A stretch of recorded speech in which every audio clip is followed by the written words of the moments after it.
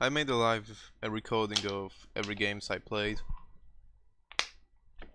I, c- I couldn't really stop the capture from recording sounds in my background, or at least I didn't care enough to like record only the game and nothing in the background. I just didn't record my voice, so there'll be some random soundtracks sometimes in the background, but we'll deal with it. I'll be talking mainly about the tournament anyway. So let's begin with the first game. The first hand was against Jamie one hand, and it was the first set of games. We're playing best of 3 in every set, and there were 7 rounds total.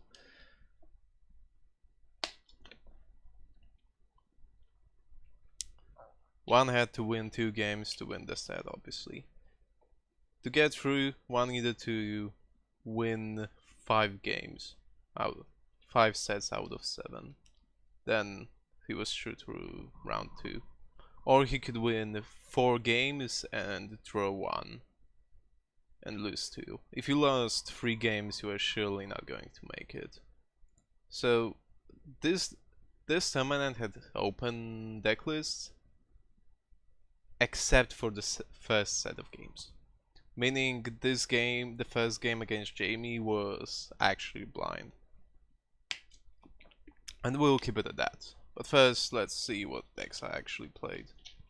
Well, actually, yeah, I will just show you guys.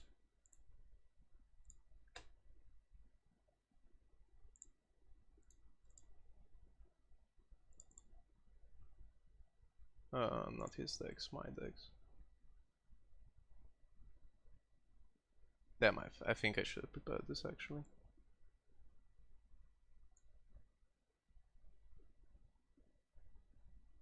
And I shouldn't know the alphabet, actually.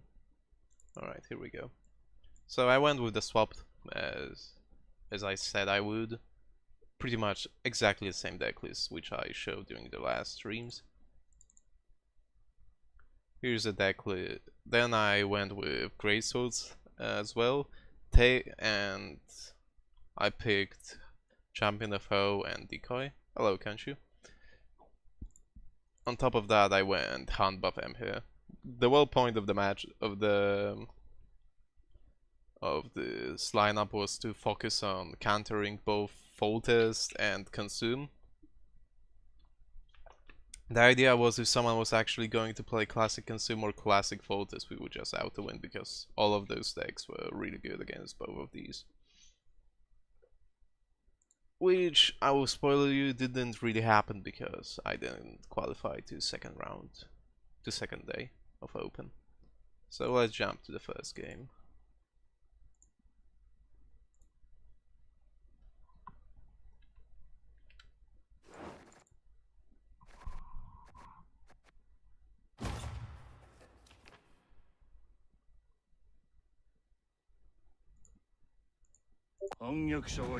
There'll be random background noises because I couldn't stop them from being recorded. So I went first, and I believe he was playing... Okay, let's see the Jamie's deck first. So he was playing Doors, Brewer Doors, just pretty much the same deck that Tailboat was playing during the last challenger. He was playing Classic Alchemy, and he was playing Greatswords with hard removal in form of Geralt Ignicore and Mandrake. In my lineup, the plan was generally to ban Alchemy because Greatswords suck against Alchemy. Handbuff is decent against Alchemy, but Swap is also terrible against Alchemy. So Swap and Greatswords were terrible against Alchemy, and so I decided I would mostly ban Nilfgaard. Alright, so from this deck I banned his Nilfgaard, and he was left to play with Greatswords and Brewer. And I went first. My idea was to always play Swap on red and just abuse the fact my opponents didn't really know how to play it against it, and I was just playing blue Grey Swords and blue Folters and blue Hunt buff pretty much. So that's what happened in this matchup.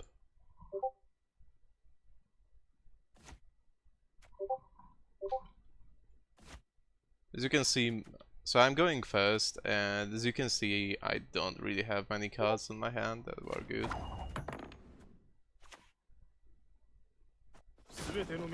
Keep in mind that we don't know each other's decks. Like, okay, he actually pretty much knows from the start that I'm playing Hunt buff. Like, you see this, you know I'm playing Hunt buff. I don't know his deck at this stage yet. Though this beginner is pretty much just gives me complete information about, gives me a huge idea what his deck is like. So I'm going for the classic opener, yeah, but I don't really have many good, like, this hand isn't great. I don't have Leo, I need to play Mandric from my hand, and I need to play Alchemist to reveal my Knight instead of other cards. Also, I have only one Spotter and one Violent Scale Shield, but no Magna Division. So the overall quality of this hand is pretty freaking terrible.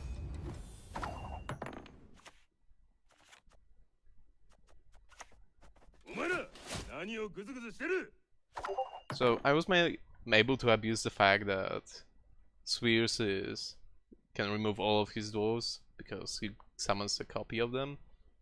And I remember that this deck is thinning pretty damn well, like the dwarves, so I was hoping that he might overmill or something. So I was hoping that the Spheres would force him into some terrible positions.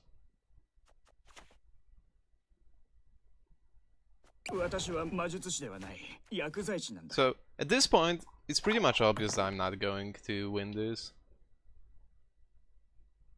I'm not going to win this one cut down. I will be forced to go 2 cuts down, pretty much. Like, I just don't have enough power in this hand, so I'm just accepting the fact and trying to go 2 cuts down.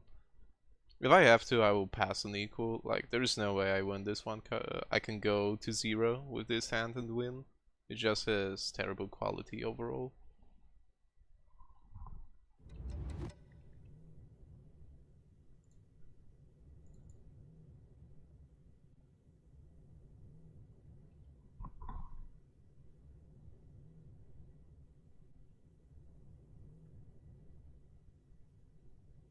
So Jamie's just wondering what to do about this.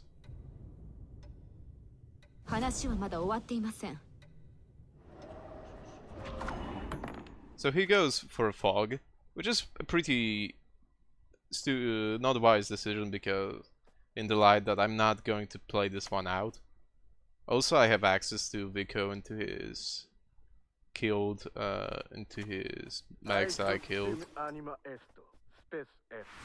So I can just do this and completely skip his fog.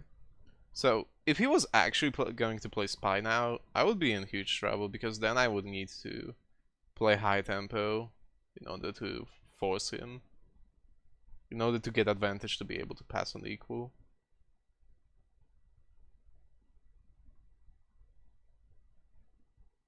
Like, I'm just keeping myself in range to be able to win this with 1 card up, with 1 card if he passes. I'm just playing all my garbage from hand pretty much right now. And he's doing the same, because Elven Blade is definitely not a great card at this stage.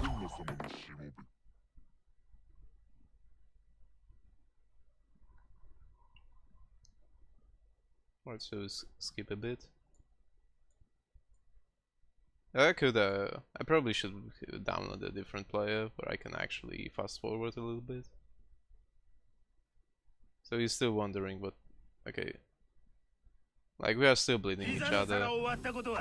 Yeah, he's playing the random garbage. At this point I probably pass, because I only have good cards left.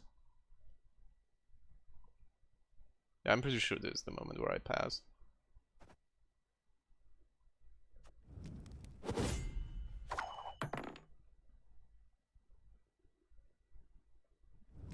Yeah, so I'm losing on I lost this one on equal. But as long as I get Cantarella, I'm definitely fine now. I'm just hoping to top deck my Spy.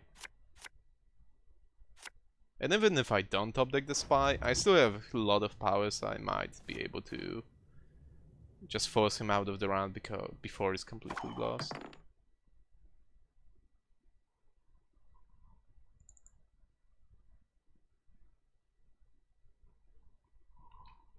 So now Jamie's pretty much making a decision whether he's going to bleed me. If he has Spy, he can definitely use it now.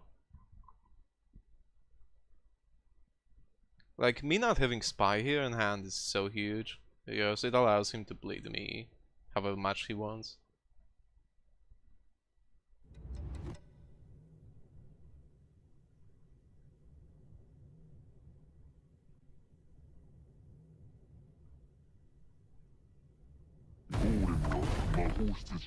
Alright, so here goes the bleeding the bleeding way. Like, you can see he had the House's Founder in his hand, but he decided to mulligan it away. It's because he's playing Iflin, pretty much.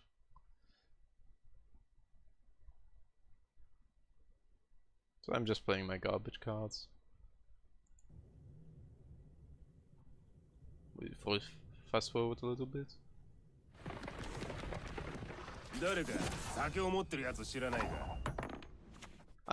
I suspect him having access to Scourge, like with Shiru, so I don't want to play 2 spotters in next round, so I play 1 right now.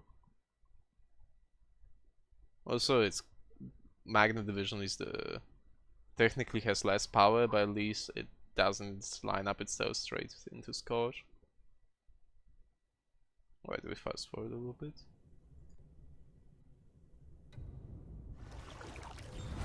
Jamie is going deep right now. It seems like he doesn't have actual access to Spy. And he's just trying to push me out of this round, but I kept all my goods cards for this moment, so I'm just going to punish him.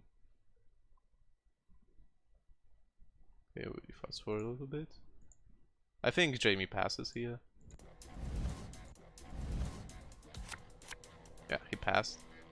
Right, so I basically regained my card advantage. Here I mulligan Leo away because it's actually useless, and I top the Cantarella, which is terrible.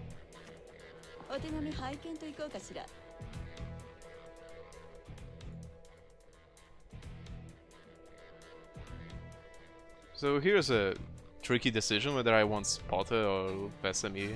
Vesemir has access to Black Blood, which can pull me a goal, which is 18 points on its own. So it technically is better. So technically Vesemir has higher ceiling than Spotter.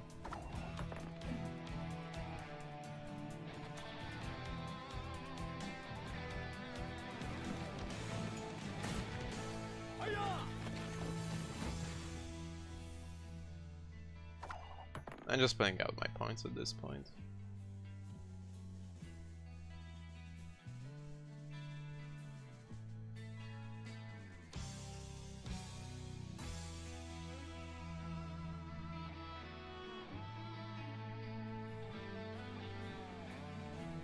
Alright, do we fast forward a little bit? Not too much. Alright, so he decoyed his... So he plays it basically just spams points. I spam points. I go for Rekka because it's guaranteed to get something good out of my deck.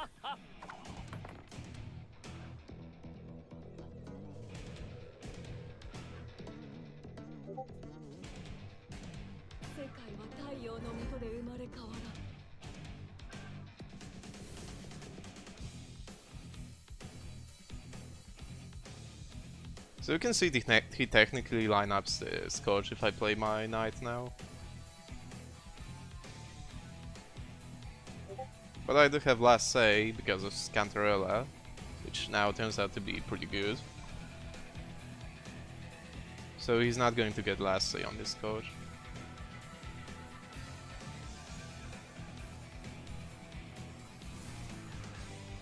So obviously I play Vesemir now. I don't need Ghoul, but the Chimera is 13 points, which is not terrible. So as you can see, actually picking Spotter would have been better. Like, I would have picked Magna Division with Recognizes since then. I would have more points if I picked. Alright, so lastly actually saving me the game kind of. In this, because if I didn't have lastly, he would have lined up the Scourge on both my 18s. So Cantarella ended up being pretty good in the end. Alright, so that was game 1. So overall I won this round because he didn't have access to Spy when he needed it in round 2 to bleed me. But I didn't get it too in round 2, so yeah, we're kinda equal on that. And after that, because I managed to regain card advantage, I just straight out won in round 3 when I just outpowered him. So he probably should have just passed round 3. Straight into round 3 where he got card advantage. Alright, so we go to the next game.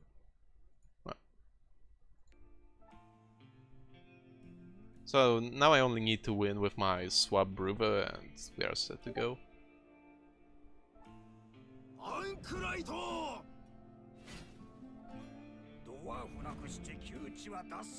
Keep in mind, we don't know each other's decks yet, so he has no clue I'm playing Swapatel. He probably thinks I'm playing something like Shoop Brewer.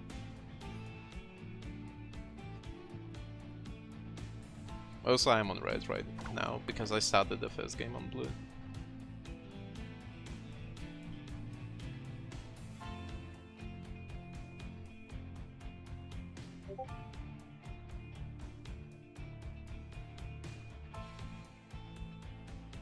Alright, so we'll fast forward a little bit. Alright, so he begins with Crack into Greatsword. And I respond with... Enjoy your stay. I just respond with... my Elite Standard.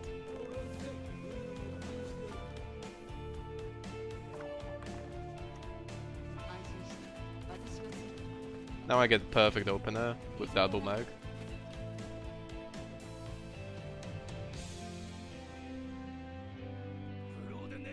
And here I just go full greed and mulligan my Spy away. And top deck Heirloom is just pretty unfortunate actually. I believe I think I went a little bit retard in this game actually. In set 2 I will make terrible decisions. And in game 3 I will make some terrible decisions as well. After that, in game 4 I start... Like, I got super distracted at some point and... In set 4 forward, I'll just refocus and start making correct decisions. Okay, so he spies me and now I can't get card advantage anymore. Like, if I didn't mulligan my Spy, I could respond with my own, but now I can't.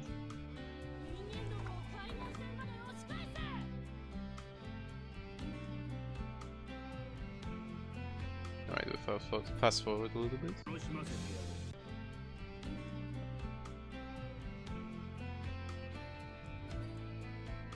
So now he's going to play Harold, which is pretty good.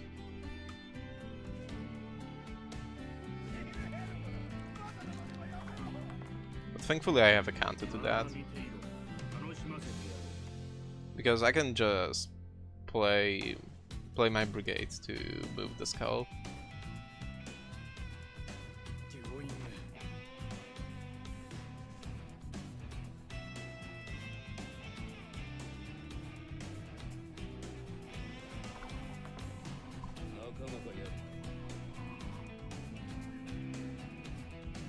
So if he knows my deck, then he knows he can get away ahead of me because I still have access to Barclay for a billion of points. But he probably doesn't know my deck actually.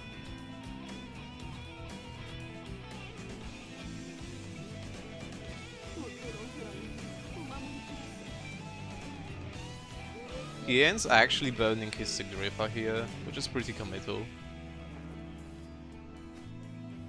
Like, he really doesn't just want to pass. And it's perfectly fine for him to pass, because he has card advantage if he passes no matter what. Right, you could argue that my brewer is pretty high committal as well, but I really have no other play right now anyway. And I'm just hoping for him to pass now, because I have massive advantage. So let's see if is he passing? He's wondering.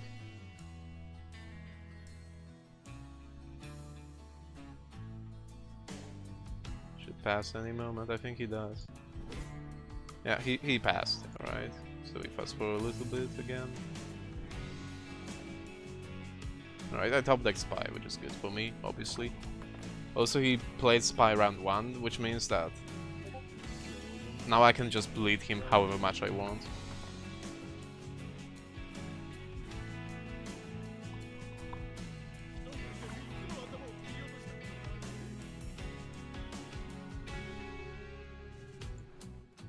Alright.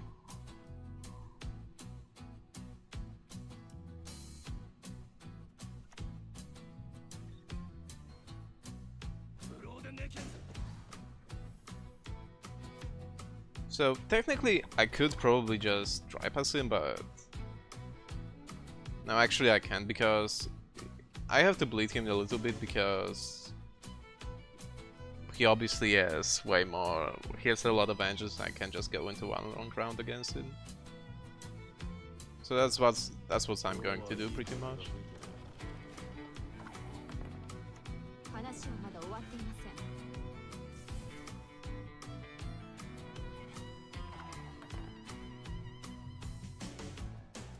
Yeah, I'm just going to play a lot of cards because I just can't pass. So I'm pretty sure I'm going to play Elven Scout now into Mulligan Aleas.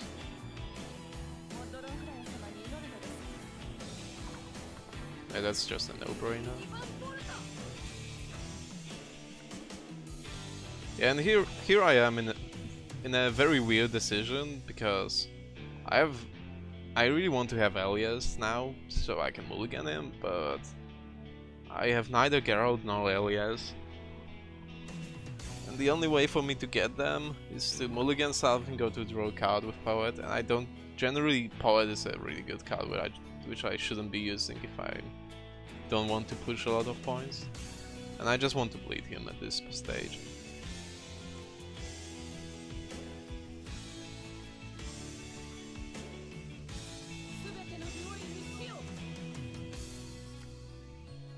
Alright, so I top the Gallias, which is really lucky, because I'm just going for full carry over here. Like, I know I have no chance of getting ahead of him, so I'm just bleeding him. I think I probably pass here, yeah. Like, I just keep my officer for next round because it's 20 points.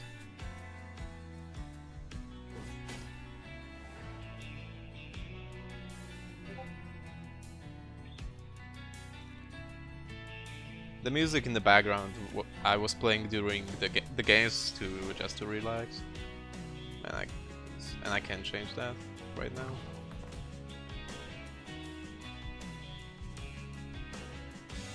Alright, so this hand is pretty much perfect, as you can see. I just hope for him to play into my Igni. Keep in mind he doesn't know I'm playing Igni, he hasn't seen this deck.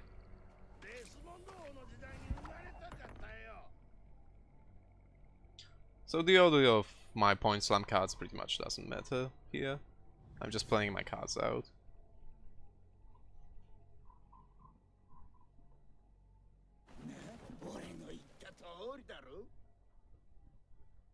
Alright, fast forward a little bit. Like, the tricky part here is that he might be actually playing around my Igni. But if he plays around my Igni, then he can't play around my... Then he can't play his GS into his ship.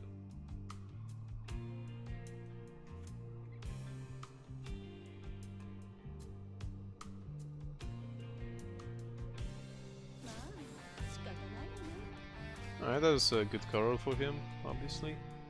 Now I'm just playing more point slam. While playing around Igni all this time. Keep in mind, I don't know his deck as well. I'm just thinking that he plays Igni probably, and he has it in the hand, or something like that. I'm just waiting for him to play his greatsword.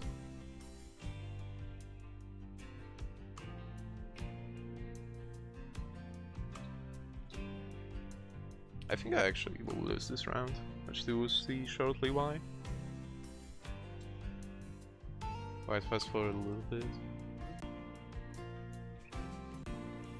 Okay, sorry. Right, so he bans his Igni here.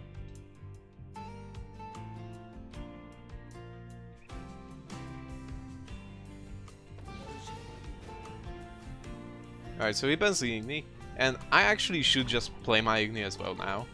But instead I go greedy. I'm greedy, I try to snipe with my Igni, and you see that it will cost me the game here.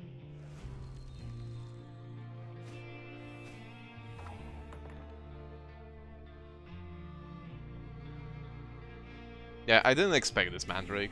And if I played Igni here instead of my Elias, I would have won. But I just didn't see it coming. I actually should have forfeited here instead of showing my Igni. I'm giving my opponent information for free. Right, so if I played around Mandrake, I would have won instead of going greedy with Igni.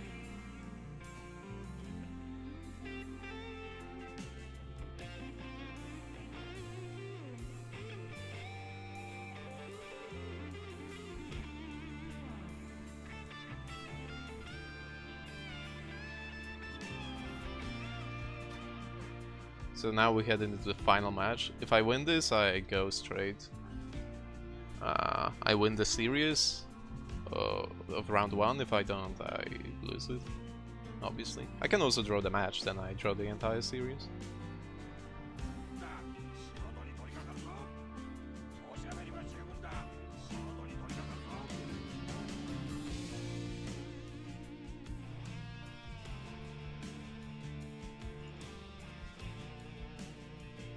Yeah, also as you guys just mentioned, if he didn't get the buff off on his ship or onto his ship, then he would have lost as well.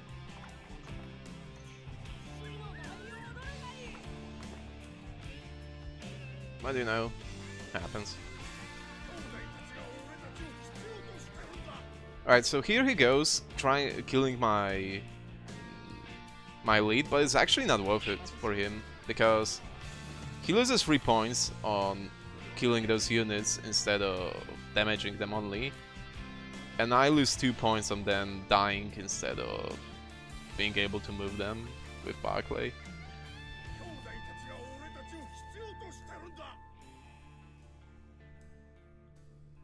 So each time he kills my elite instead of damaging one of my units, he actually loses 1 point. Which he does here. Now I'm hoping to get Mag. I got a little bit lucky here and got the Mag, like I hoped for. This is huge, like... If I didn't fin that Mag, it would bring my deck down a lot. Here I got a little bit unlucky in return and top deck Erlin. Like, you know, he's actually trying to find his 3-point doors all this time.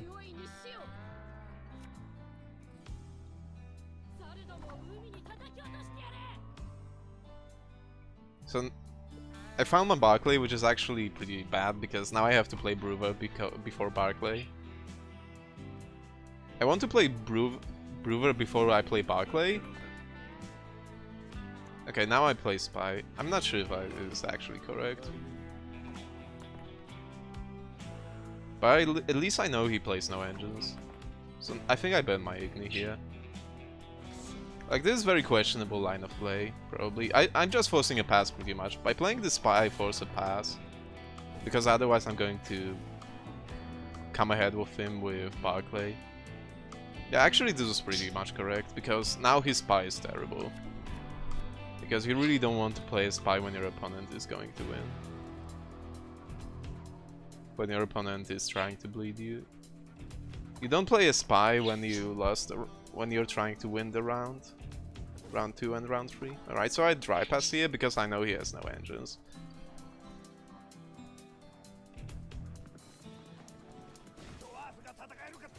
Yeah, here are the... He was trying to draw them all the time with Agitator. Like, he was actually pretty unlucky to not find them with 3 Agitators. I think I mulligan Barclay here. Yeah. Like, there's a chance I draw Sheldon if I mulligan him, so... Which I do. I do.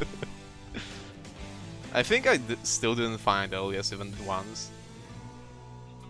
And we are already in the final round. And I used my scouts twice already just to fix my hand, which is pretty unfortunate. But at least I found my medics, which is something. So this is definitely not a perfect situation for me. I used my scouts for fixing my hand instead of finding mulliganing Elias. And I still need to fix my hand, like it's still bricked. I still need to get Skags out of here.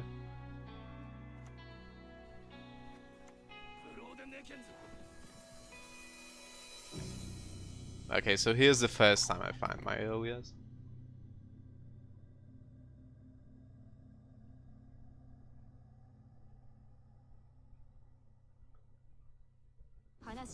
Alright, here Brigade is actually OP.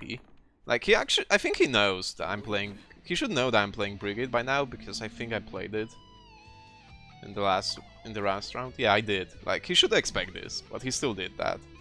So he just misplayed at this point. He just played straight into my Brigade.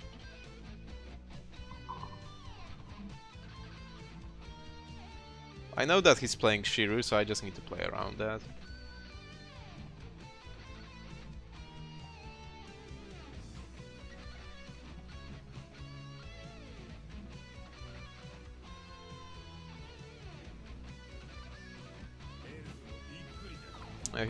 Like, this is a pretty point-slammy matchup. I'm just showing my cards all the time. I think I mulligan my Elias here.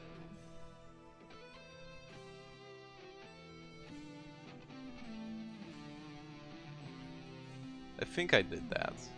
I really don't remember, you know.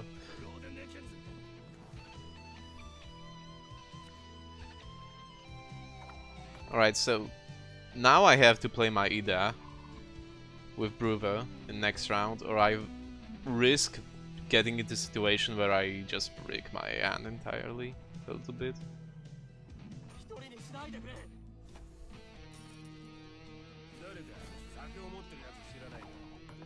Yeah, so I just ended up doing that, I think.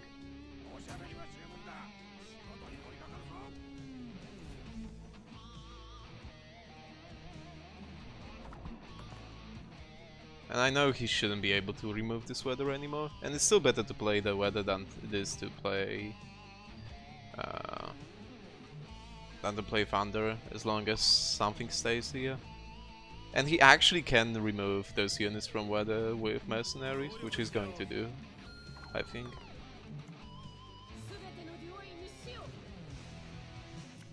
So you usually don't get to play Barclay round 3, but if that happens, it's still a decent play. I think I'm going to play it now. No, I actually... Oh, that's actually... I think that was a smart move from me, playing Elias here. Like, I know he's not going to line up... I'm not going to mulligan him anymore. Word of our community's acclaim spreads. So, I just end up playing it here, so... So I increase the value of my Sheldon. By the way, Lockin, thanks for the host. Thank you a lot, man. I appreciate it. Welcome everyone, we are doing the recap of the day 1 Gwent Open matchups I was playing.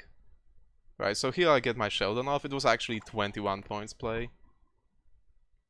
I know he's probably playing Shiro. He has Shiro in hand, so I'm just playing around that.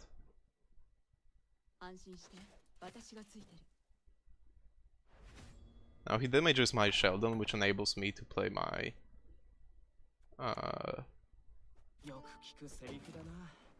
which means I won't be able to line up my Xavier with my Sheldon at 19 points. Okay, so what was his last card? I actually don't remember.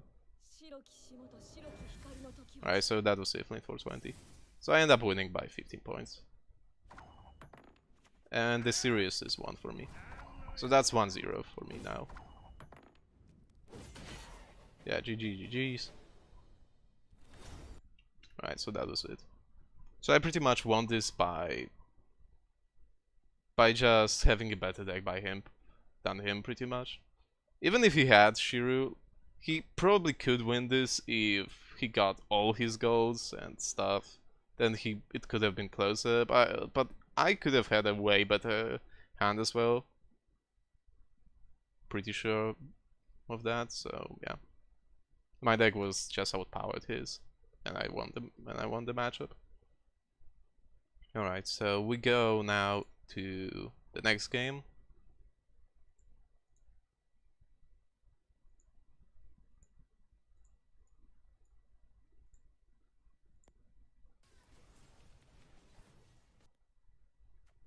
Alright, so I'm playing against Deadwing. Let's see his decks then, before we head into the match. Now we're playing with open deck list. Each of us knows exactly what we are going to see. This guy is here. So he was playing Consume, the one of the decks I was targeting. Like, I was hoping to be able to beat Consume with my swap on red, and I played Spheres in my hand above, and the GS had a lot of text that would just demolish Consume, so I was really looking forward to this. Then we have GS, pretty standard list here, and M here. So I'm pretty sure I actually banned his GS here, because normally I would ban Nilfgaard, but Emhyr actually doesn't play, isn't playing a lot of cards that screw me over. I'm generally was going to ban Alchemy regularly, so I keep his Emhyr, I ban his Kraken, that's it. And I'm actually not sure which deck he banned. I think he banned my GS. He kept my Emhyr even though it countered his Arakas, which is pretty weird. Alright, so we head into the game. So the first game is actually Mirror. I'm playing Houndbuff and he's playing it as well.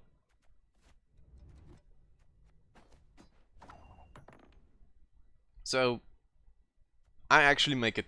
I think I played this pretty terribly because I'm not dry passing, and my hand is pretty damn good for it, which means I should be probably dry passing here. No, instead I'm just going all in, and I definitely shouldn't be doing that. I should just dry pass, like, especially that I don't have Cantarella in hand. It's just dangerous to play into this. And this guy knows about it and just goes straight into trying to punish me. So he just slams tempo from the start. And I make a mistake here. I play low tempo. I should play Spotter now. And I think he's playing Cantarella now into me.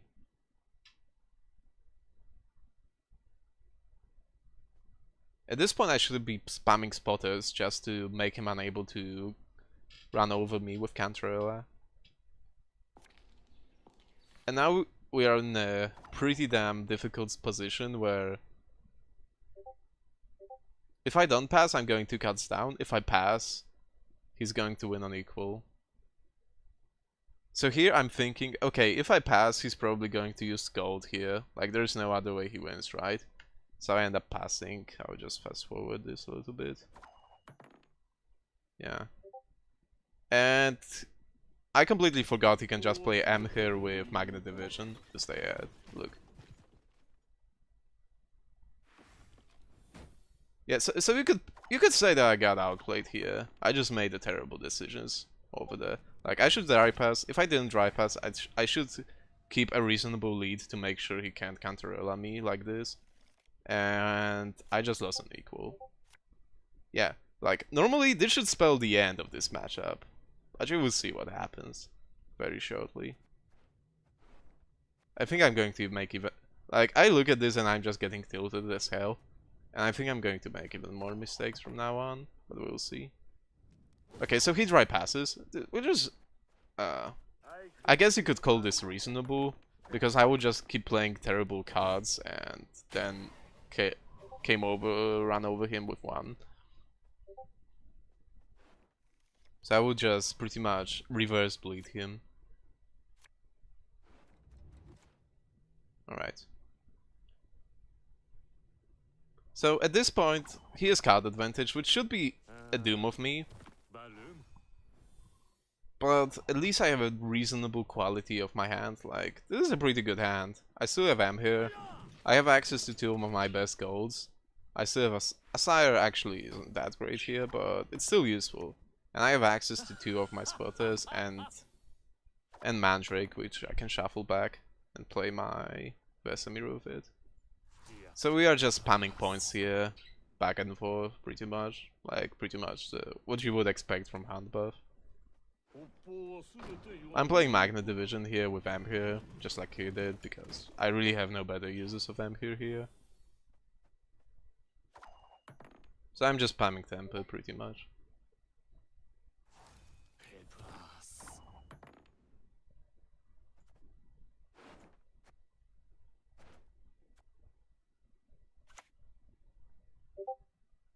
So I just, like, it doesn't really matter that much in what order I do those things. I could probably just slam Magna Divisions here and be fine. I just decide to play Mandrake now, for whatever reason. He plays Mandrake as well. His Mandrake is actually 1 point better than mine, because my Mandrake was 17 points and his was 18.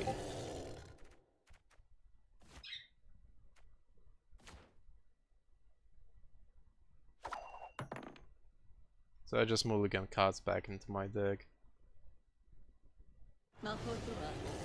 He does exactly the same. Big surprise. I think I played for this here. Yeah. Getting spotter, pretty much high rolling, that was the best card I could get. Like, I'm not even revealing my cards, I'm just playing off his knight.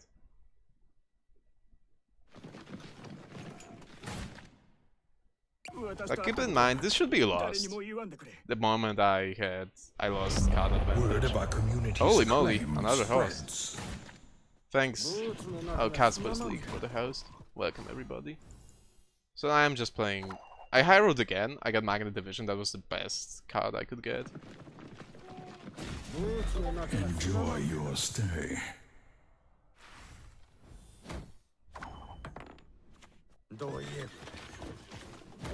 So again, I'm just sliding points again, like what you could expect. Like, this matchup is pretty actually boring. Like, we are not trying to control each other. We're just playing slamming points.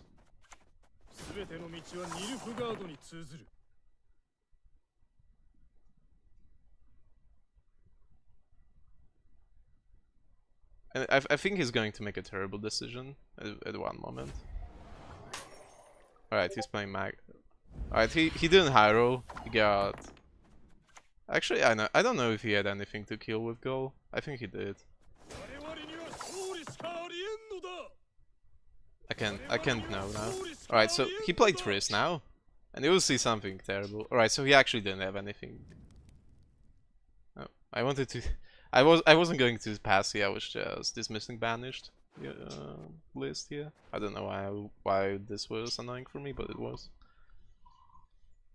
So now I'm just thinking, is it better for me to play Black Blood or Mandrake? Like, I can high roll with Black Blood to get gold for 1 more point, or I could play Mandrake for guaranteed points. So I just hope that I win with Mandrake. I don't go for the roulette with Black Blood. Right, so now we see what's happening. Right, so at this point, I'm pretty sure I lose. Right? And here what happens.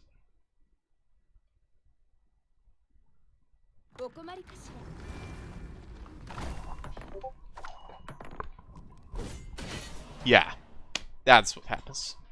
So, as you could have noticed, he could play Triss, Wairio, get 12 points, win the game. he did not.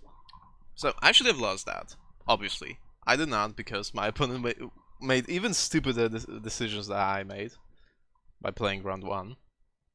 Yeah. So... Alright.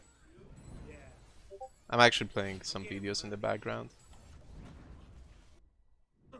Because I was just trying to de-stress a little bit.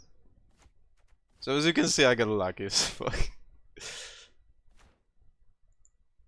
So now he's playing his hand buff on blue, and I'm playing my swap brewer on blue on red. So this is a pretty good situation for me, obviously. At this moment, my opponent is pretty tilted, as you can imagine. After this, like, he opens with Alchemist. Why would you ever open with Alchemist as hand buff? Keep in mind, we know each other's decks pretty damn well, because we have open deck list right now.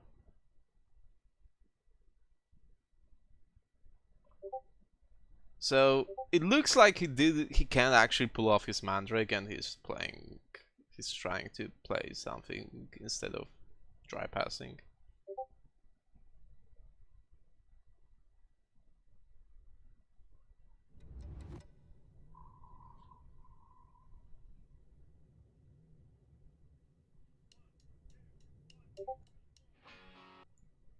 Alright, I'm playing another soundtrack in the background.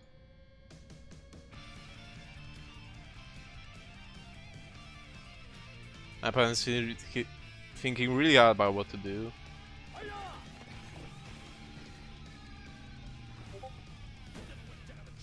I'm not thinking very hard about what to do next. I got lucky, I get double mercenary, which is perfect.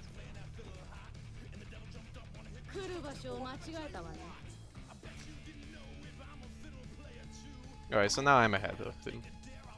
Even if he plays spy, I just counter with my own. Okay, we're gonna skip a little bit. Oh, actually not.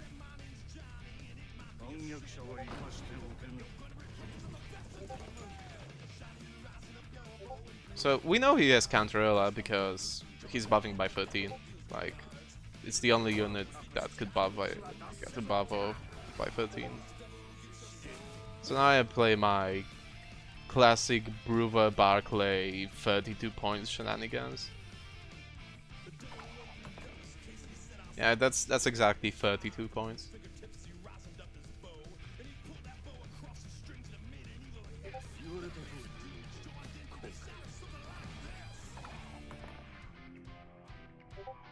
Alright, so now I'm just playing Igni because I think, well, he's probably not going to pull up anything bigger, so I might as well play it now.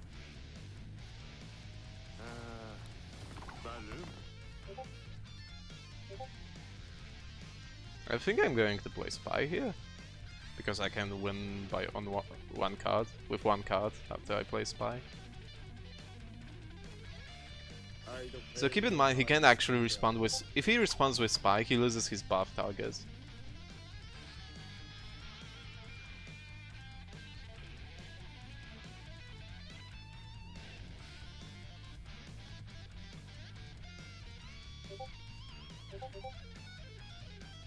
You just spam in the background on the recording with this code.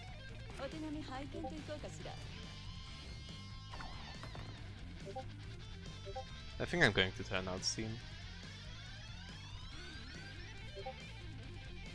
Right, so as you can see, I'm getting massive advantage now. I'm just wondering what to play now. So I decide to play a pretty bad card. Oh, and I'm making a mistake here by not actually moving my elite. I think I realized this on the game.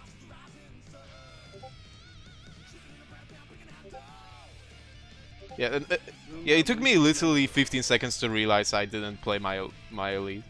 I didn't move my elite.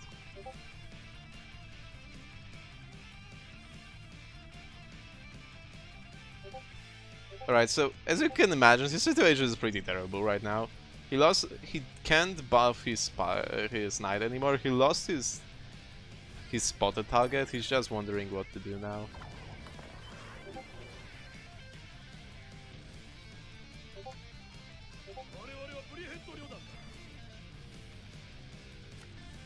I even top deck my alias, which is perfect, obviously.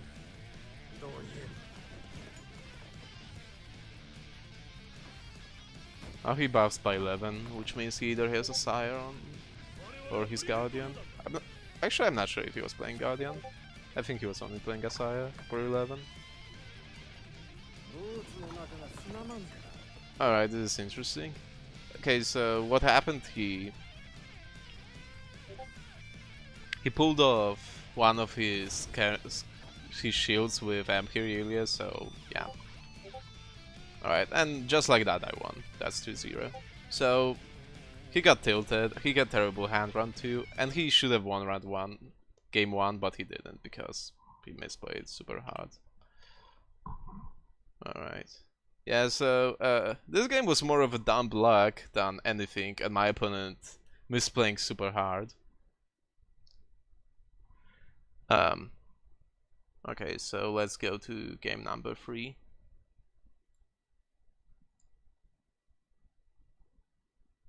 I believe I'm going to lose this one. I'm playing Shadow of Mordor there, and I just didn't realize this was getting recorded as well.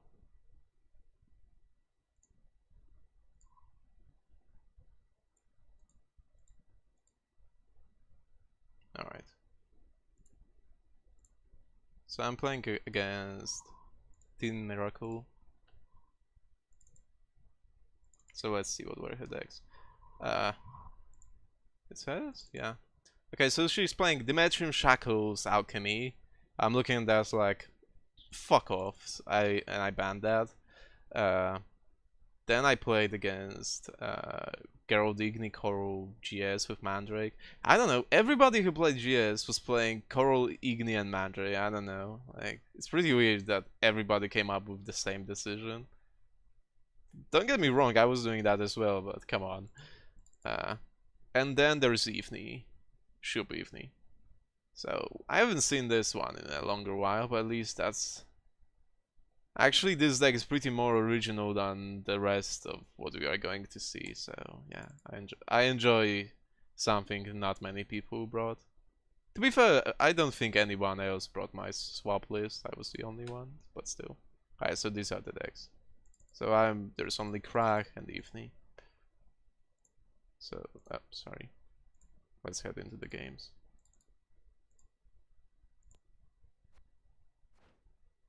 So the Miracle actually banned my swap Brewer. I'm not sure if it was only because she didn't know how to play against it, or did she actually respect my deck? Not sure. But anyway, I'm not sure if I'm red or blue here actually. I think I'm on blue again. So I open with my GS and just trying. The idea is to play a GS on blue and Hound buff on red in this case scenario.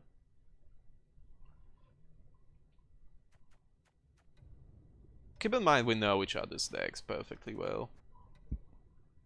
These are open deck lists.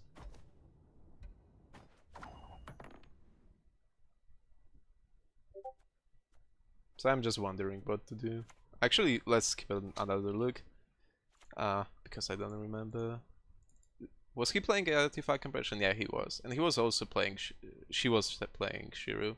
So, pretty much... I keep in mind that I have to play around double Scotch and double Artifact Compression. Like, you would expect that, but it's good to be assured that it's going to happen.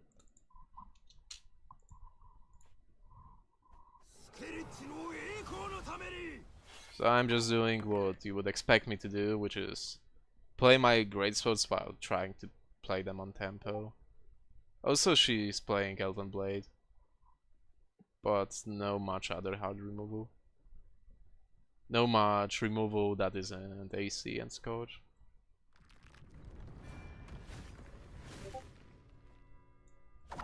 So here she opened with Elven Blade, as you can see. Actually don't know why the Audi broke here. Right, so she's just spamming tempo, which is a very good decision to make. Honestly, I should have probably started with my ships. Like, I think I didn't want to open with ships because I was expecting her to AC my ships from the start, so I didn't want to start with them. Which was right, which was actually correct. Because she did exactly that. So if I opened with ships, they would just get AC'd instantly. But on the other hand, I really wanted my Corsair to go into my graveyard, but I really needed to proc my GS at the same time, so...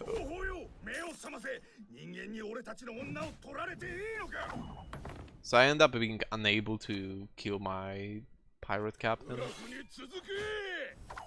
Now I play my second greatsword. I probably should have actually played my priestess, maybe. Just for tempo, but... So now I get this AC second time. And now I'm facing a very difficult decision, because if I play my wild boar, which is a natural thing I would do next, I'm actually not being ahead of him, of her. And I'm going to cut down. I could play Ho, to keep ahead, but then I'm not proccing my greatswords that I should be.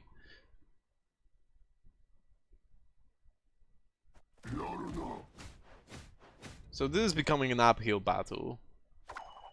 And if my pirate captain was in the graveyard, I could restore it for massive tempo and still keep my engines going. So not having captain in graveyard actually makes a huge difference here. Like, I would have definitely restored my pirate captain on previous move if I could. And now I don't have a luxury anymore. Like, I actually should have just played my ship previous turn. Now I play my Heim. Like, I don't know what I actually expect anymore. I think I'd accept here that I'm going to cut down, which I should have done previous turn. And I think I decide to damage my GS here because it's better than actually buffing it with the left proc. And the second GS is actually useless. Right, so here she passes. And now I think I play my Udo rig just to... because I'm going to dry pass round 2. And otherwise this Heim is useless. Because she's not playing any silvers are good for me, so I know that I have to get rid of my spice now. Actually I should have done that. I could have done that one more turn in round 2. But because I do it now, I'm actually able to buff my GS a little bit more. So that's nice.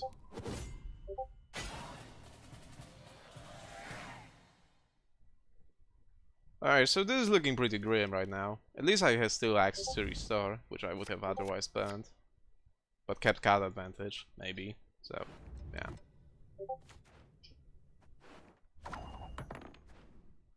So here I obviously have to go for the resurrect and kinda try to get my card advantage back.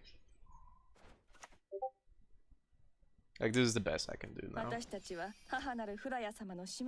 At least Miracle used a lot of useful tools. Like, she used Frizz, Decoy, Ifni, AC. Like, she still has Scorch, but... and Shiru, but... she didn't use many bronzes. And I expect her to have quite a lot of them, because she's playing Shub, so... she doesn't have blacklisting, which makes it difficult for her to not draw her bronzes. Which you can see doing her right now, she's just trying to...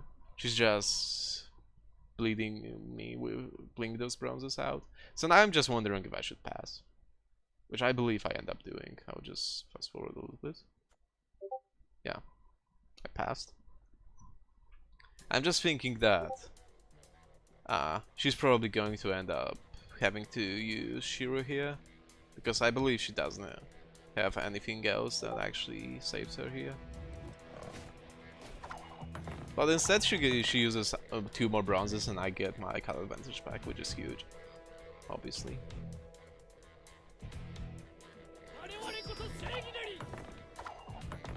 Yeah, so this is very good for me, as you can see. Also, I was playing again around Panther the entire match, pretty much.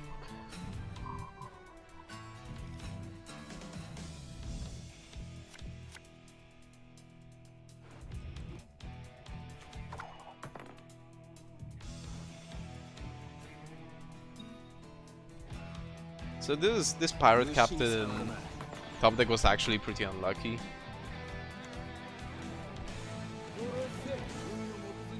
Because it means that I actually, like, because I got 2 of my ships AC'd, I can't actually restore my pirate captain. But I can still restore my bear master because I discarded it earlier with my Oda rig. So my restore is still not bricked, which is very good, obviously.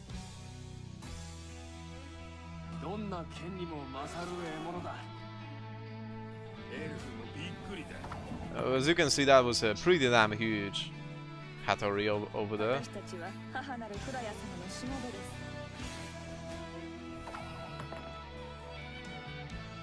So I was pretty much hoping for her to kill my ship so I could restore my pirate captain again. But I think she's not going to do that.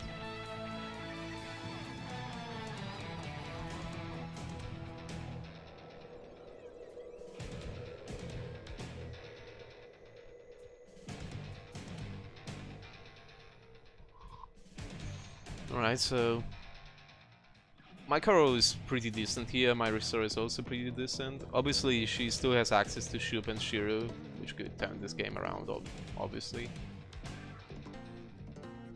But this is a Shup deck. It's not guaranteed to draw any of your most important cards. And see, she gets a terrible luck. Is forced to play Officer for 6 points only.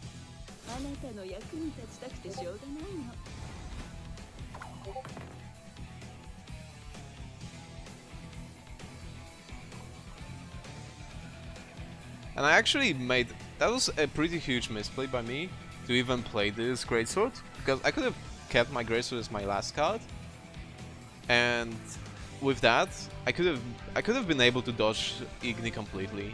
I mean not Coral, Shiru, because then I could kept her higher units, which was 12, and it was higher than my units actually.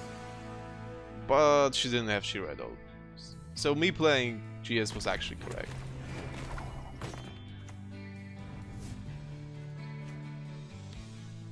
So Tin was actually going for duel here, so I wouldn't get reset with my GS.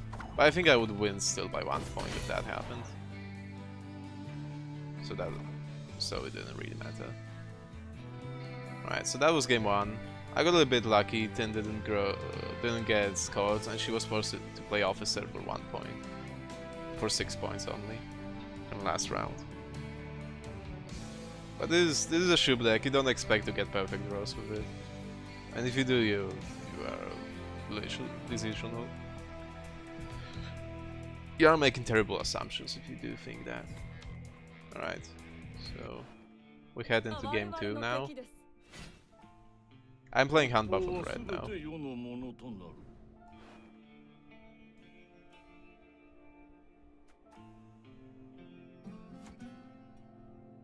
And you will see that I'm actually going to get terrible draws again. And by terrible draws I mean not getting Mandrake. And this will lead to another chain of terrible decisions by me. Honestly, in these first few games I was making so many terrible decisions with hand buff. It's just ridiculous. I think the nervousness was just getting into me.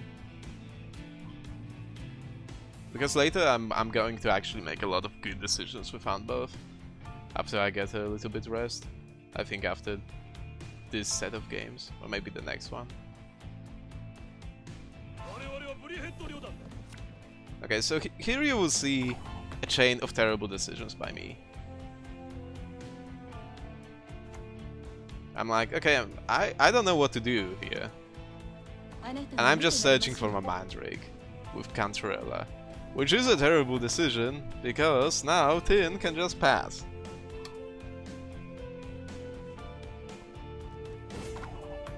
And I'm like, okay, I will make it by playing 2 Magna Divisions. That's how I'm going to do this.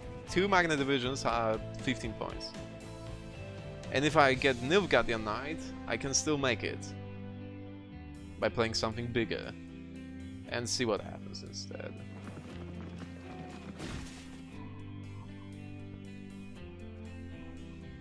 So I just played Reka for 5 points when I'm supposed to be winning in 1 card or 2 max. Alright, so as you might imagine, I can't make it in one card anymore.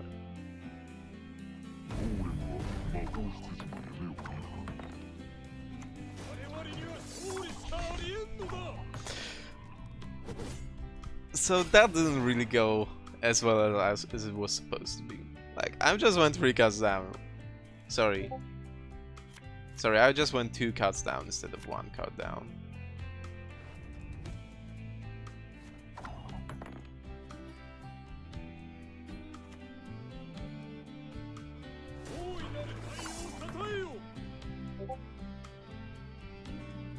And my hand is still not looking pretty good, is it? And I already used my spy. Like, Tin can use her spy to get to regain card advantage. I just end up playing some garbage all over the place, which I'm going to do, as you will see very shortly.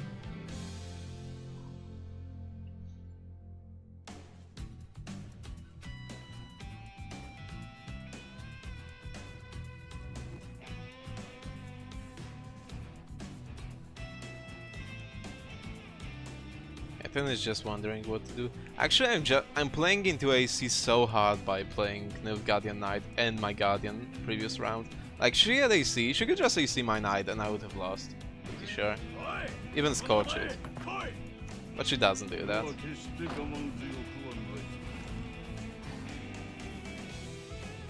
So I'm just playing my Knight, just getting it buffed up. And now my plan is to bleed her out, pretty much. Which is a pretty wrong decision, considering that I actually lose card advantage here.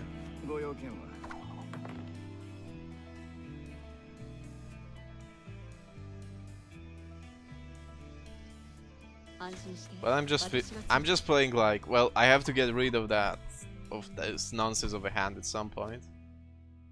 Here I get a mild disconnect. I think I'm going to get back to the game soon. So my idea is to just play all my garbage cards and pass.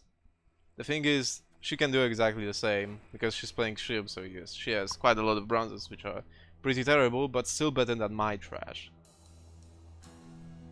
So instead, I could have just tried to force her out by playing my...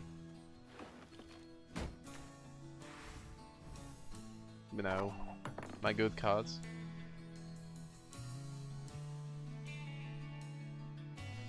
And by force it out, I mean just regain 1 card advantage and pass.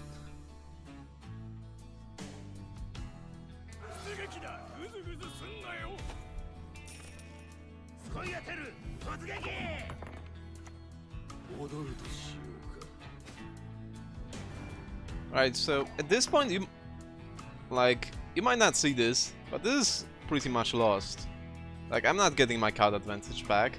Even if I push hard with points, she can just respond with some bronzes. If I actually push super hard, she can just play some golds or like Shiro or AC and be fine.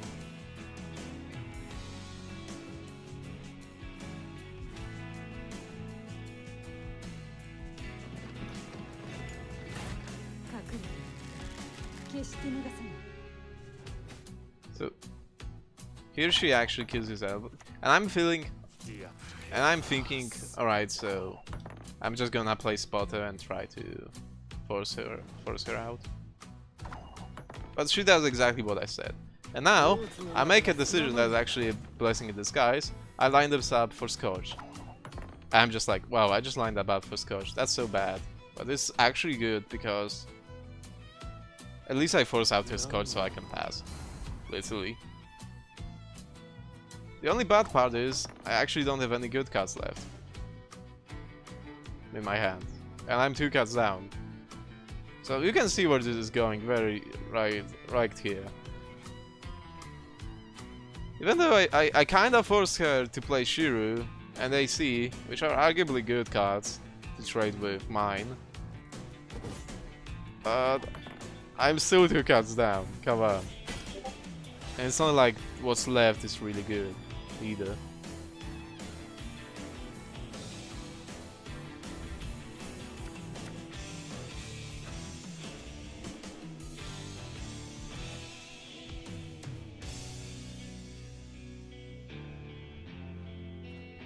Alright, so here I think I end up mulliganing nothing because I'm just so confused about this mulligan.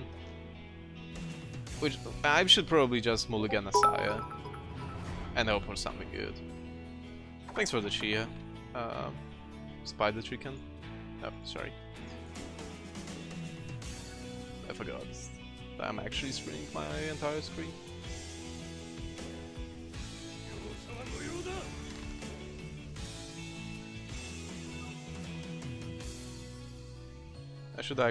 I should definitely get a second screen just so I can look reliably on the Twitch. Alright, so I will play this out for you, but... Alright, spoiler alert. This is not going to end well. Alright, she was holding her spy the entire time, which means that I actually had to pass the previous round. Because then she would play a spy and get even more card advantage out of me, so I had to pass at that point. Instead of bleeding further.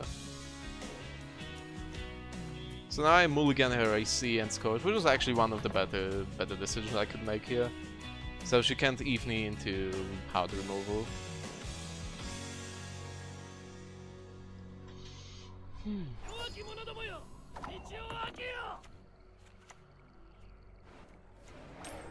At least I high-low ghoul with Black Blood. Not that it's going to change much. Spoiler alert.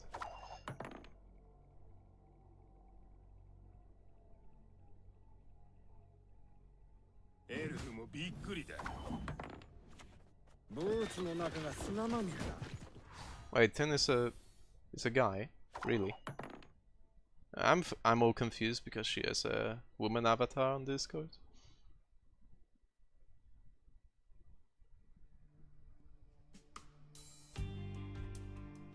Alright, so I think I just try pass. I just surrender after this one.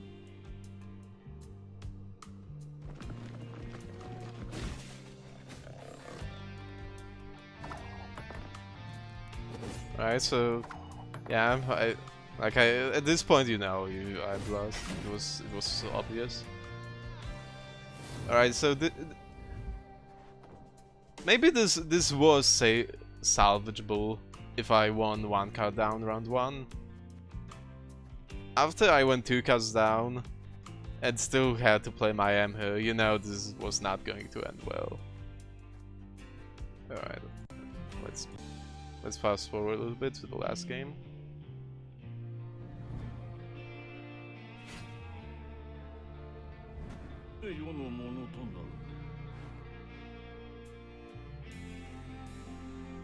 So this is hand buff against GS and I'm on blue, so this is already looking like a not a great matchup, right?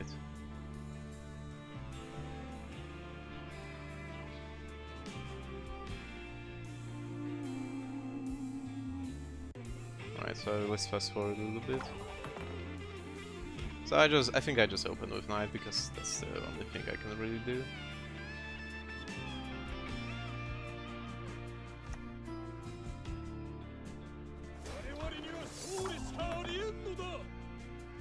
Like, this hand is looking decent for a change, but this matchup is only winnable by me getting good graveyard hate cards in my hand and just somehow bricking his Resurrects and getting massive advantage with my graveyard hate.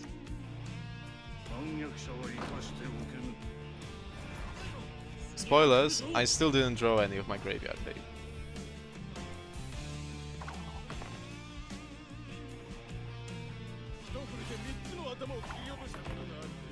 Yeah, so we are just pretty much playing our what you would expect us to play. So now here I'm actually going to kill his ship instead of killing his GS. Because I actually want him to grow his GS so I can steal them later with my Vikavara Medic.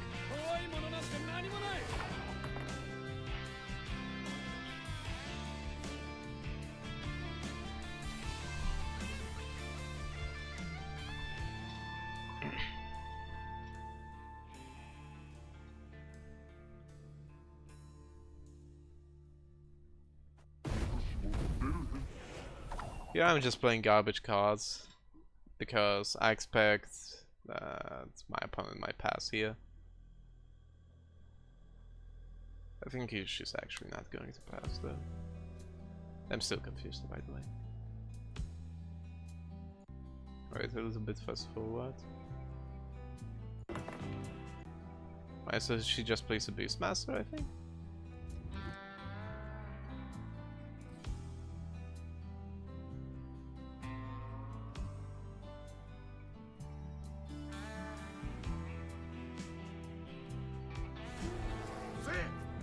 Like, if you play Beastmaster like this means your hand is pretty terrible, probably.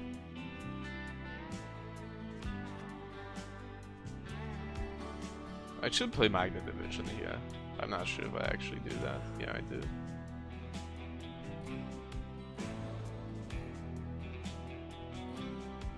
Or maybe... No, I'm not sure what I'm thinking here. What I was thinking.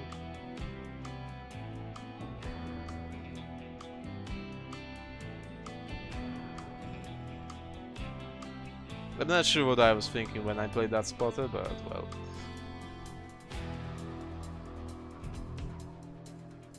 Yeah, this is Igni Coral Mandrake.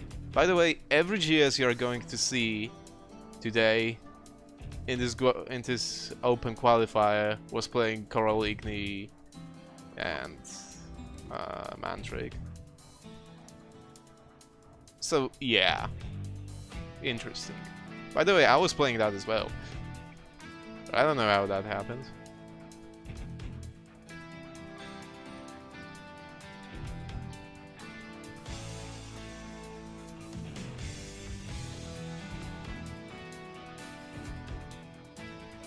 Alright, and really thinking about this pass.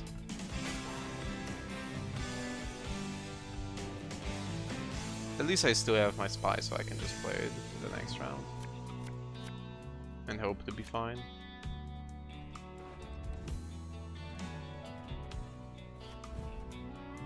Alright, that was a bad top deck, obviously.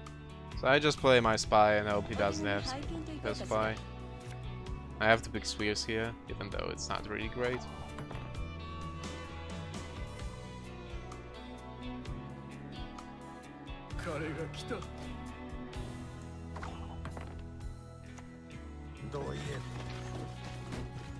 So, normally I would still have GS now. Or like shuffle his ships or anything. But I can't do that because I didn't draw them at all. And I can't pass either because I would just die to the engines if I do that. So what do? I end up playing into this round because it's the only thing I can do.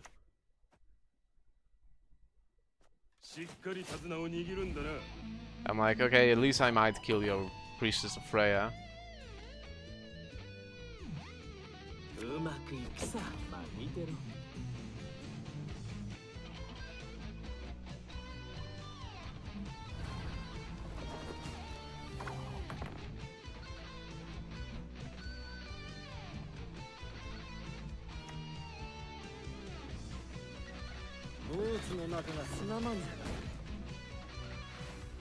So I just end up playing. I want to play both of my Magnet divisions, so there is no chance I draw into my shields round 3, which would instantly make me concede if I didn't draw a Sai after that, because then my Magnet would be bricked.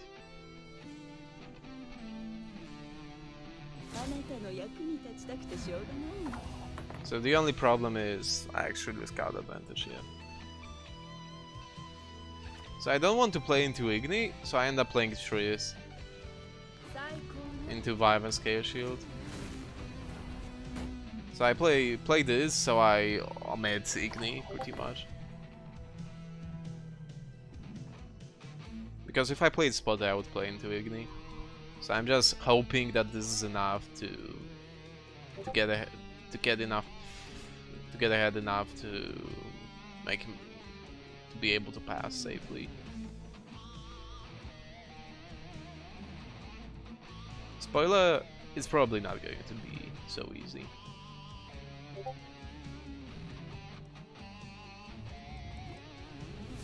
Yeah.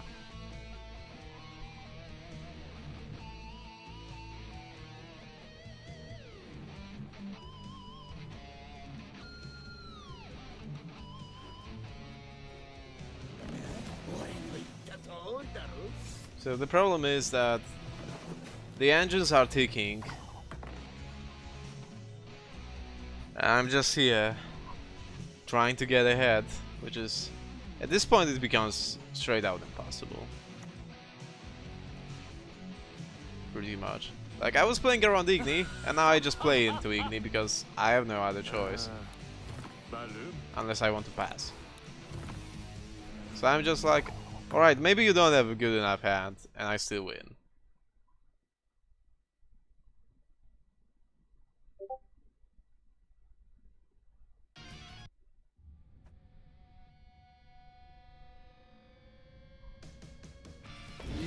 So here's the Igni I was talking about a moment ago.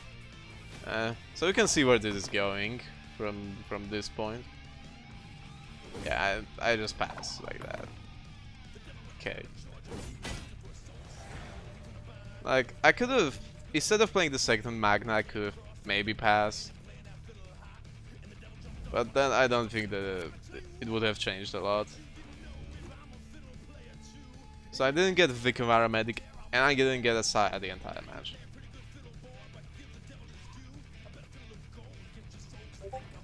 Yeah, sorry, I can't do anything about the Discord sounds. They were in the background of the recording.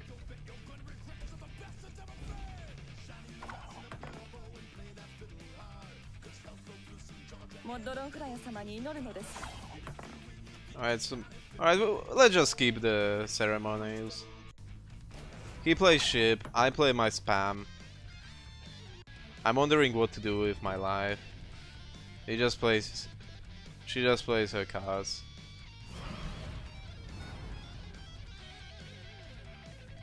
I think she plays Maya Saya now. Which actually allows her to do something fancy? I can't remember. Let's see. No, it doesn't. No, actually she... the crack was pretty terrible, so it was pulled at 10 point GS, so instead she put back bear so she could get a bear instead of GS. It was useless.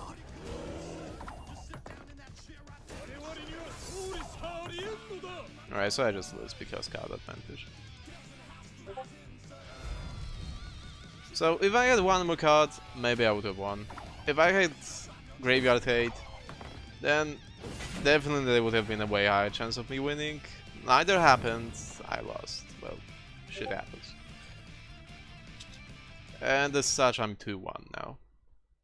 Alright, so that's the end of first video.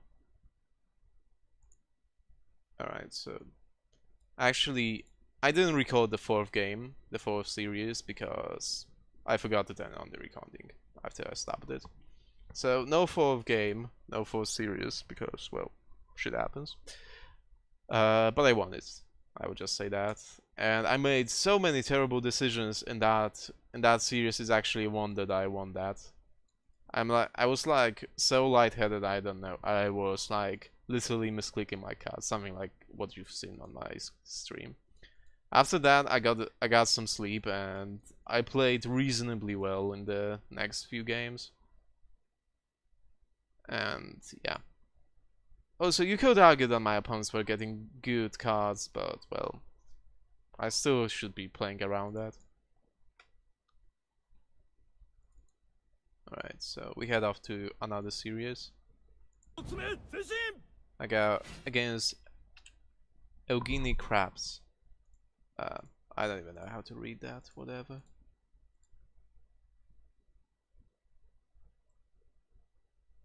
Where is this? Yeah. Alright, so what is this? Reveal Nilfgaard. I'm like, well, I don't want to play against anything that has Vilgefortz in it because swap. So I'm like, okay, I'm just gonna ban that. Then there's Veterans. I'm like, oh, Veterans, easy game. Foltest. Oh, this is super easy game because, well, I'm supposed to be countering this shit. Alright. Because these decks were supposed to counter Consume and Foltest. I'm like, wow, someone is playing Foltest, yay! So here we are. I'm on blue again, I think. I'm just going to play Handbuff into his Foltest. I think I banned Calvate.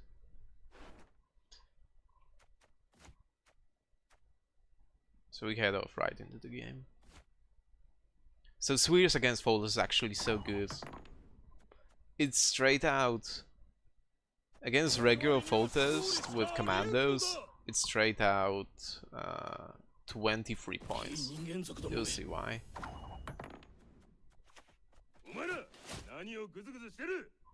So I just killed all his Commandos, which were going to be 14 points total value, which are just dead right now. So yeah. Sphere's pretty decent value in this matchup.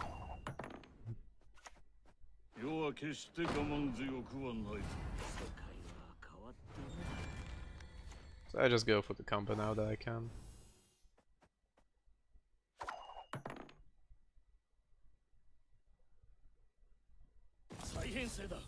Yeah, so you can see those scouts are becoming pretty not so good when you're not pulling commandos with them anymore.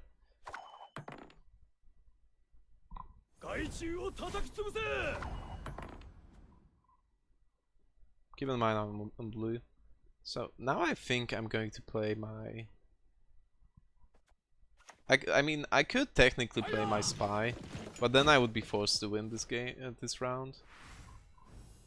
Instead, if I just win this round, like I think my opponent was playing Nidalecks in this deck, and Nidalecks are pretty damn good against hand buff because I have no way of removing them other than Leo Bonheart. I actually don't remember how this game goes. So let's just see.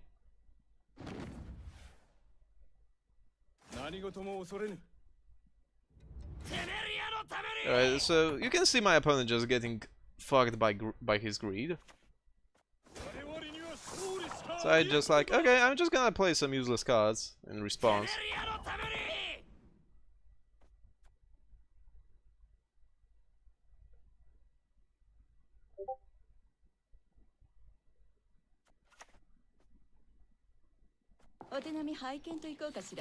So here I'm going to steal Medic because against Folters I can just steal his Scout to pull out another spotter or another Magnet Division. So Medic is really good against Folters in later rounds.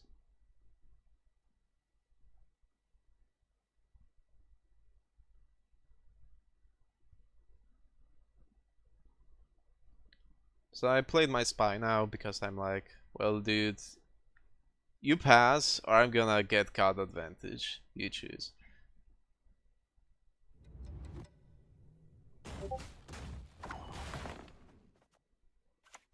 Yeah, so now I play Magnet Division. Do I? I think I should. I played Black Blood first for some reasons. And I actually have nothing to get from my graveyard, so I just play a Chimera from it. To be fair, I probably would have played my Black Blood anyway, but I just changed the order here.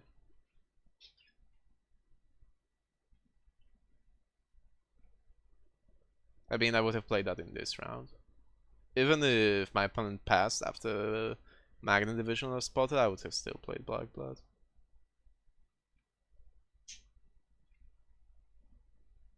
So this is looking pretty good for me at this moment. Even if I pass, I'm still passing one card up, which is good for me, obviously. And I have good cards in my hand left only. Keep in mind, my opponent's playing Scotch, so I have to play around this.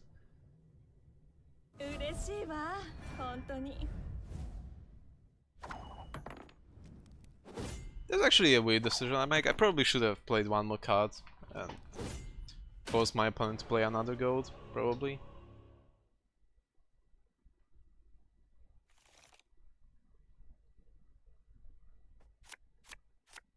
I probably was thinking that if I'm going to play Magnet, then he's going to play something like a Ram, and it's just all around useless cards. So here, Folters just passes because otherwise I get card advantage for free. So that's obvious. So my hand looks pretty damn good right now. Like each of those cards is just huge. The only problem is the fact that I have to play around Igni. Sorry, not Igni, Scorch. Because this Voltus player is playing Scorch as one of his silvers. So I'm actually mulliganing Spotter because you might notice I actually don't have a lot of ways to play something higher than Spotters to play around Scorch. And I'm pretty guaranteed that he's going to have Scorch because he thinned a lot of his deck.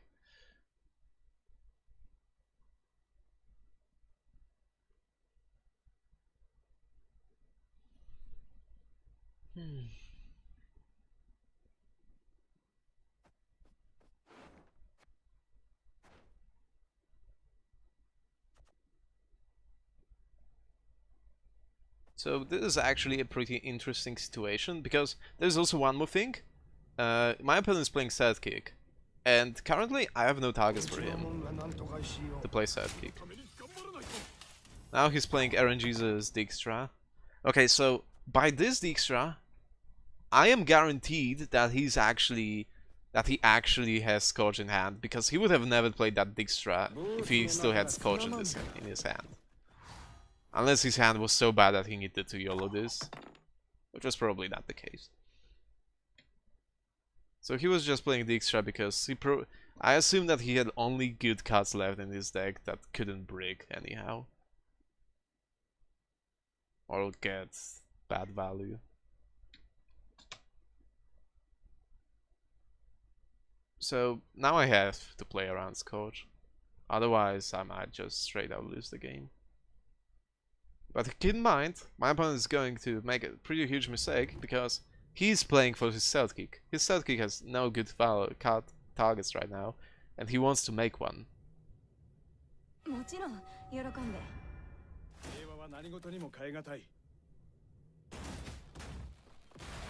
Alright, so here his Ram is just being terrible. I have access to one more Magnet Division with either my Triss or my Medic.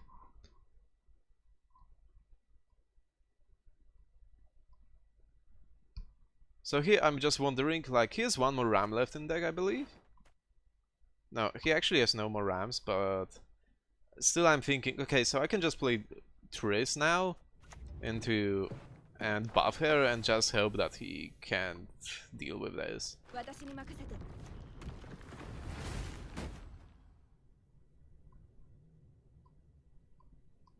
Alright, now I remember, this is actually going to be pretty damn neat. What's going to happen this game. So now I should buff Triss. I think I do, yeah. So now technically I can play Spotters. But keep in mind he has Silver Mages. So he can play Alza's Thunders to line up my targets, for my units for Scorch.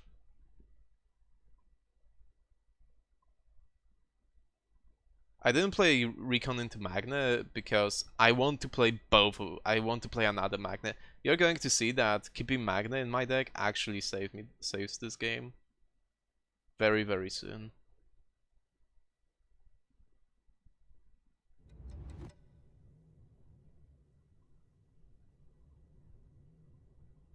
Alright, come on. Just replay. Just get out of it. Come on. Do your move. I believe she's going to play Fog on my Triss now.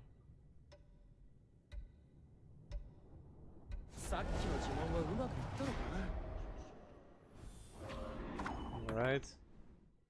So now I play another Spotter because they're still safe, and I play it in Fog, which is going to make a huge difference.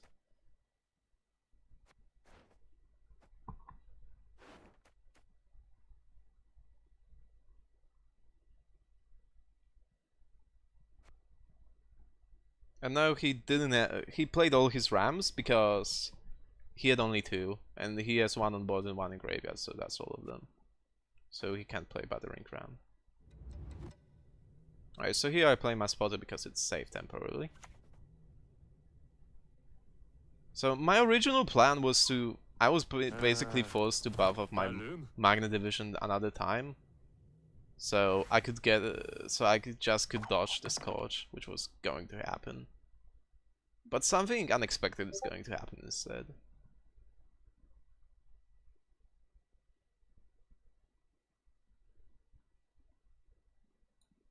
Right. He's going to play Death Mode to hit my Magnet Division, so he can line up a target for his Stealth Kick. And this is going to single-handedly win me the game. Right, so I was going to buff up this Magnet just so I would play around Scorch. But because I saved another Magnet, I can now play the Violent Scale Shield to buff this Magnet to 30. Which leaves him with, again, no set kick target, and being unable to line up the Scorch. And now, even if he plays set kick to hit this Magnet Division, my spotter is getting hit by the fog, which makes them not line up for the Scorch again. Meaning I win no matter what happens now.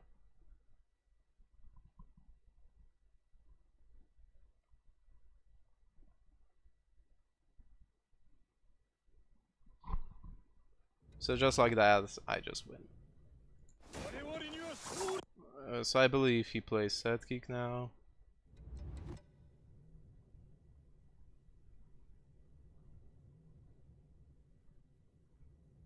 Okay, just get over it. I want to just show that I won. I'm not sure why Podge is showing up. No, he actually plays Scorch first. If he didn't Thunder the unit, I would get... He would get 9 more value with his Scorch. Right.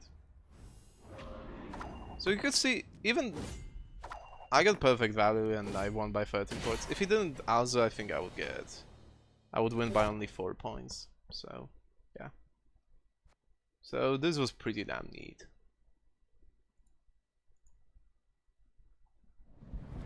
And that was on blue.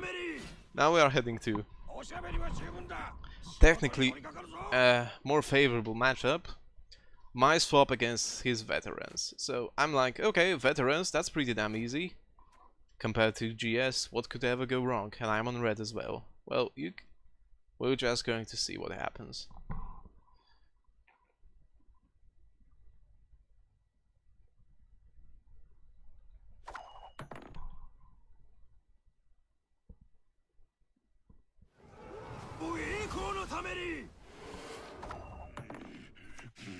So I'm just playing my regular units now.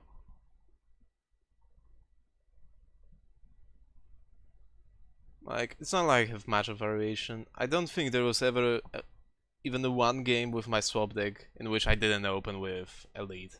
I think the only game in which that happened was when I didn't manage to reconnaissance into them.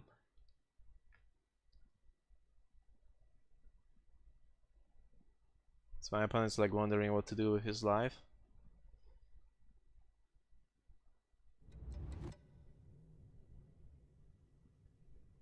Keep in mind I still have 2 Elven Mercenaries, so this I'm just hoping to get my Mercenaries with this Reconnaissance, which could technically go terribly wrong, if I'm unlucky. So, my opponent just trying to push tempo. I don't know why, honestly. Now that I'm watching this, I have no clue why she was trying. She, I'm not sure anymore if this is a guy or a girl, but I'm not sure why he's trying to do this. So I'm just going to use my So I want to use my mage because I want to use my brewer before I use my Sheldon. So I think this is a pretty good moment to use my fog, so I just go with it.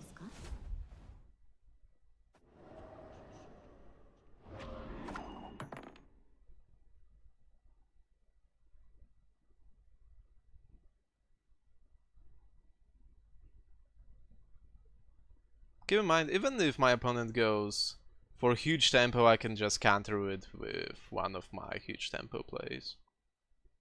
So I really can lose this on equal.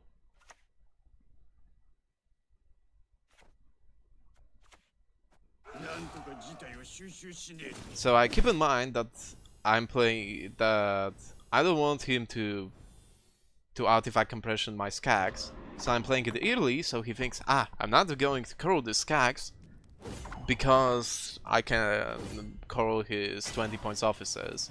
Because usually people don't actually know that by artifact compressioning skags you reduce the value of Max Savior. So I play around that fact that they don't know. Right, so this hand is pretty terrible right now.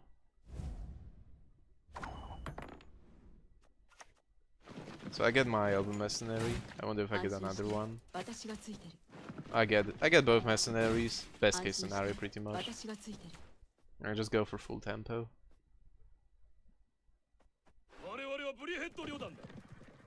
Basically, I'm trying to force my opponent into trying to keep up with me, and then I play Spy anyway. I just hope it works.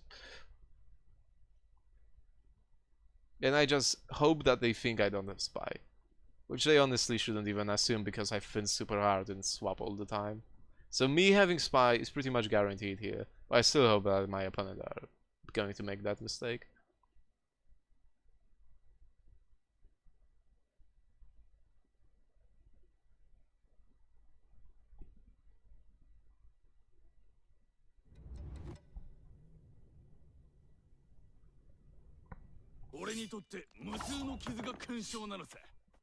So here I play Spy because I really hope to get Geralt or Elias, so I have something to mulligan my way. I don't. So I'm like, well, that's unfortunate. I'm just wondering what to do with this hand. Like, I really... When I have so few cards left, I just want to use all of my swaps on the cards that are supposed to be used. This situation doesn't really help me with it. So I just mulligan my Erlin because I would have to do that anyway. I think I'm going to play my Brigade. Like, I don't want to use my Brigade as well because I want to use Brigade to line up Igni. Actually, I went... That was a really bad mistake. I think this actually cost me the game. I should have used Brigade right now to guarantee the pull on Erlin. And this forces me to use another Elven Scout on Erlin instead of something actually useful. AKA Elias. So I finally get Elias at least. That's good.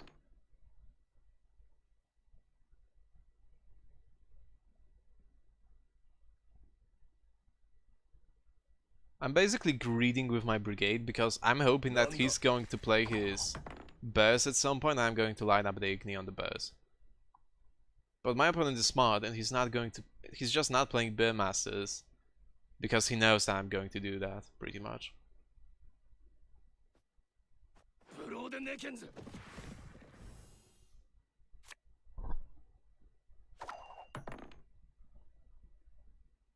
Yeah, so at this point I'm just thinking, well, maybe I just try to win this from this point because he has no graveyard.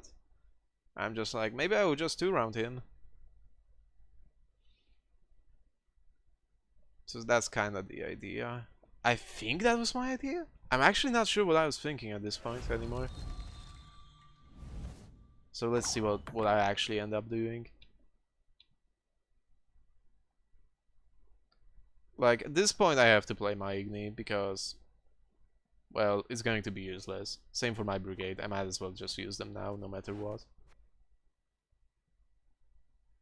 No matter what I'm shooting for, I should use my Brigade and Igni in this move, in this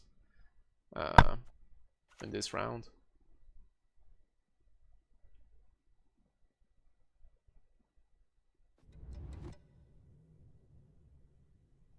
So because he played no Bear Masters, he can just play Bear Master now to block this Scourge. And even if he didn't block this Scourge, that would mean he gets Resurrect targets, so well. But honestly, I should just go for this Scourge on Elias, because this was guaranteed that he was going to do this. Like, this was actually really stupid of me. I was making quite a few mistakes in this match. Like, I should just go for the Scourge on Elias and call it a day.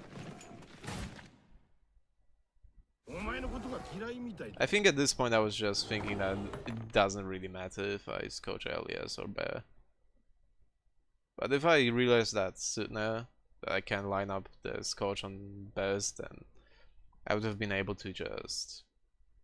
I wouldn't have to use my Elven Scout on Erlin twice.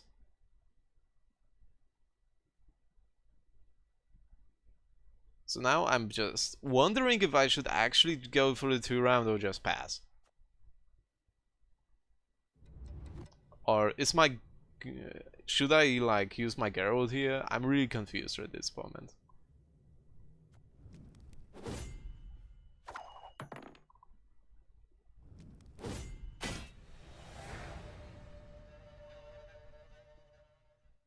The whole plan of this round was to keep buffing my Elias, but that never happened.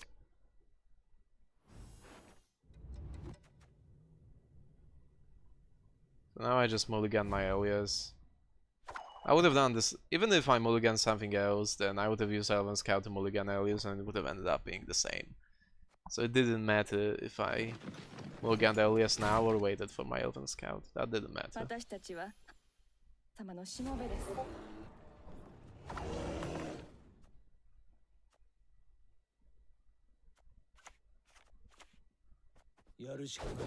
Actually, I don't remember what golds my opponent was playing. I'm pretty sure he was playing Coral.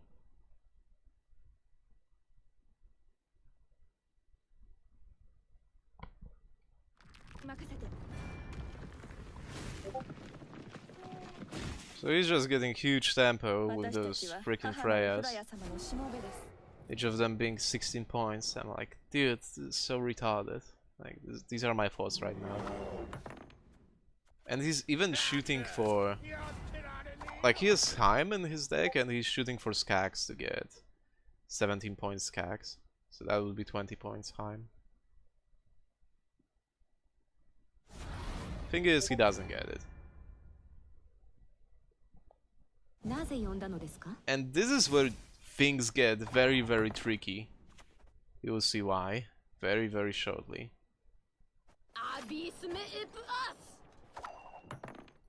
Like, not in this match, but in general regarding this series. Things will get very tricky very soon. Alright, so my mistake of not guaranteeing Erlin actually probably cost me the game because I only had 20 points Elias. If it was even 1 point bigger, I would have won. But instead I draw. And here's the thing. Draws in this tournament were actually retarded. Why? Because it turns out when you win a round, you can't use the same deck anymore. And it's because my opponent drew instead of winning this, he was actually be able to play Vets again. Enjoy your stay. Instead of playing Foltest, which was a very good matchup for my swap. And now I was going to play on blue instead of red, which made my matchup against Vets worse. So now, if I just lost this match, I had a way bigger chance of winning the next game, resulting in a general win, than drawing. So now, I'm going to play against his Vets, which has a higher chance of losing, and when I lose that, we draw the entire series. If I played against Foltest, I had a huge chance of winning, which will win me the series. And now he's going to play Crag because he can. Alright, so pretty much, draw actually probably cost me the series. And I draw the entire... Okay, I would say it. I will draw the entire series because I play against his Crag again. And if I lost this match, he would have been forced to play Foltest, which could have won me the entire series instead. Alright, so let's just see it.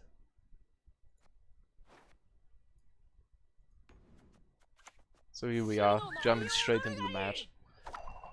He's playing his Vets again, now I'm on blue instead. Like, I'm forced to play mulligan, because I already won with my previous deck. So we are playing exactly the same game, but I'm on blue now, instead of red.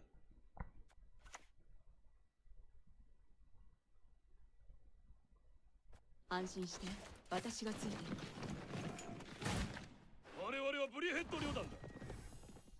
I see you guys are arguing whether I could win the round 3, and I'm pretty sure I couldn't.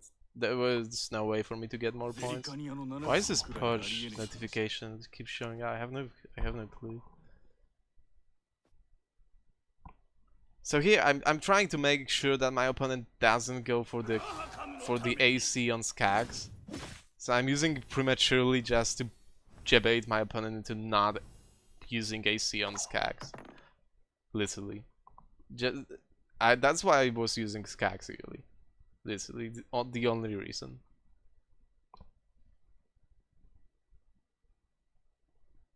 And believe it or not, I think nobody actually AC'd my Skags when I was doing that. Nobody actually knows how about this interaction with Xavier. I don't blame them. I only discovered through trial and error. Alright, so he just passes.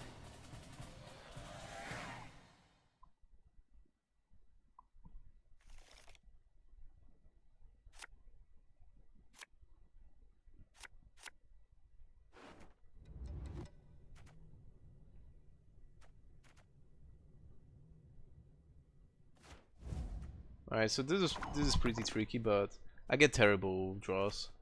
I could have gotten even more terrible draws. I could have drawn Ida or Erlin, and that would have been even worse, because I would have to mulligan all of them.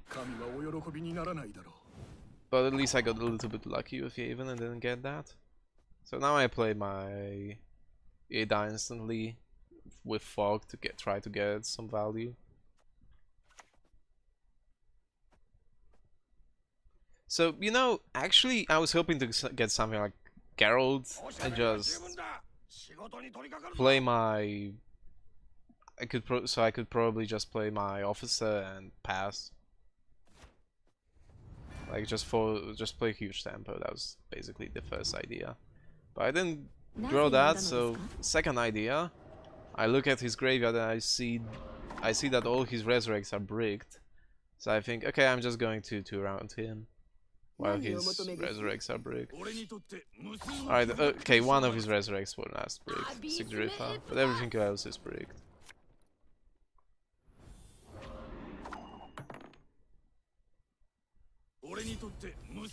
So he just plays veterans. To be fair, I could probably just pass here. But now it's pretty difficult to pass because I still have Erli in my deck, and now is a good chance to get rid of it, so I just kinda have to play into this. So I do that. It's a very good moment to fin more of my deck. And this time I got a little bit more lucky and didn't draw into my Erlin.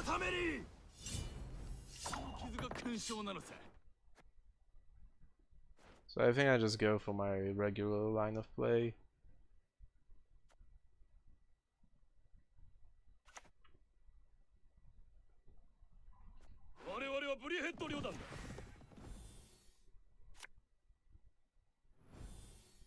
So here I again could have drawn into Erlin, which I didn't do because I'm lucky bastard this time around.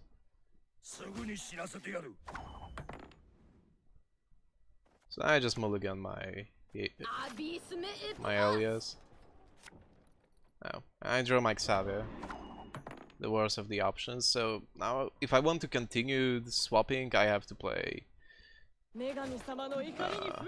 my poet.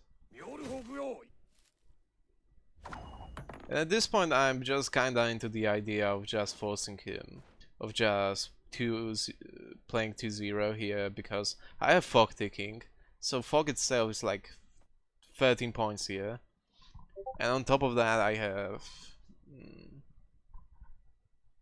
a chance of having one of his cards bricked, so I just kinda try to round him now, I think. I think that's what I end up doing.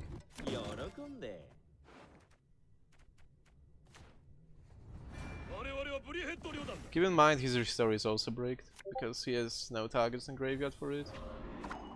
And like, I would expect him to have if like, he was not going to mulligan restore. At least if he has Restore in hand, it's bricked.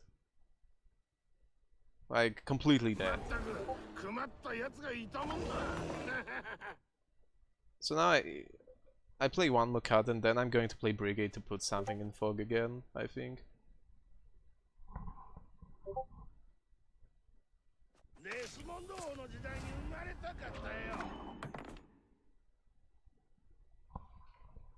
And here I forgot I actually played Brewer with Idairio, so Mike Saver is bad.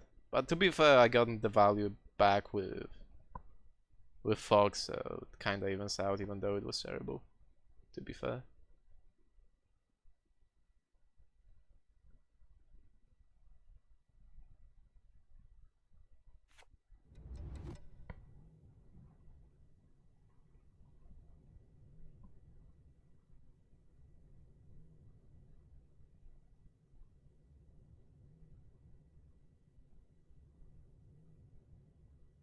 Alright, come on, make a decision. I don't want to skip this.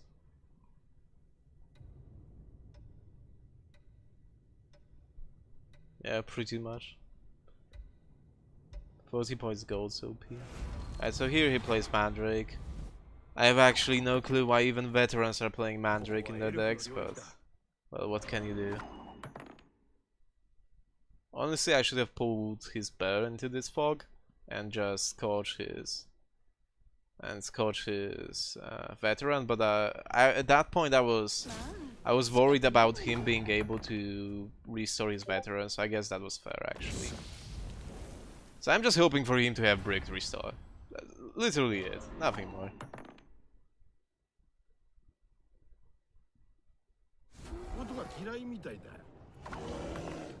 So here I go all in, pretty much. I'm like, alright, you have a brick restore, I win. Easy.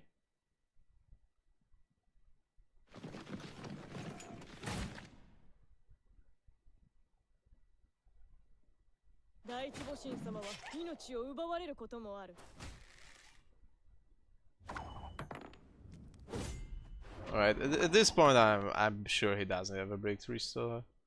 Or anything, to be fair. Or anything bricked. So we can see he actually didn't have anything bricked.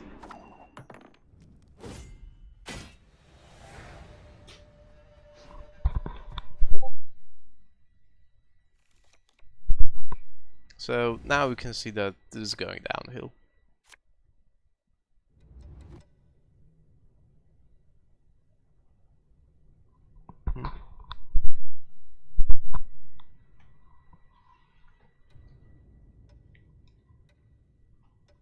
So at this point it was actually impossible for me to win. Because he had two Resurrects, which represent Bear Master that wins. He had Restore that wins. And I think he had Renew, which also wins. Because he can just play Triss.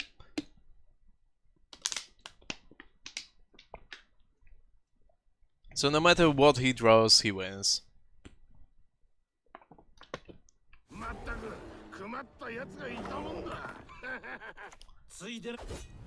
So literally every single card that could have bricked for him was still in his deck at that point. Interesting. I guess he actively... I mean, if he actively mulliganed them, then okay. If he wasn't, then I'm kinda pissed. Alright, so I lost those. I drew those serious. Okay. So now I'm 3-1-1. So now that was the 5th game and we're going into the 6th game.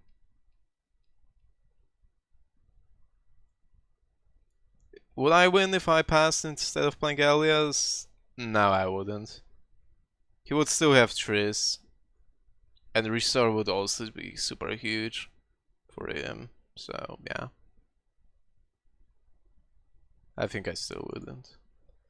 Alright, so we head into the next game.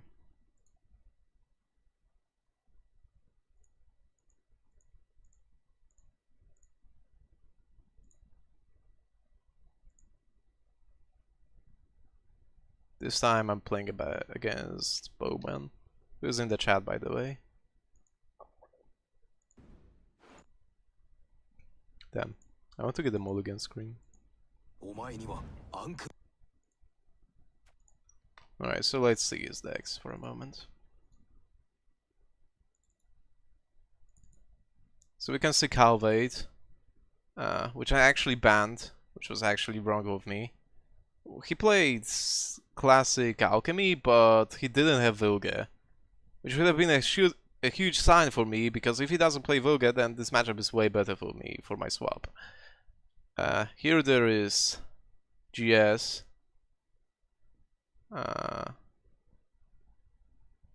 think he's going to play GS. I didn't ban it, I think. Okay, so actually, alright, one player didn't play Mandrake in GS, but one didn't play Mandrake. For whatever reasons, really. But he played 3 Demon Pirate Captains. And there is Renew Coral Igni, which pretty much says, fuck you hand buff and fuck you swap. And there's Foltest, with Dun Banners. And Witch Hunters, which kinda counter the shit out of my buff units that are going to be buffed. And he also plays Igni. Igni, like, right, this matchup is still manageable. Like, this list is probably way better than the regular Foltest for red coin. So I kinda respect that. I was actually really liking the idea. So I get red coin, I just start off with Hunt buff, I think. Or it was this blue? I actually don't remember now. Right, so basically my idea was that I really want to play with hand buff against his Foltest, because with hand buff it's way easier for me to manage to not play into his Dun Banners. And with swap I would play into his Dun Banners with literally first 2 moves.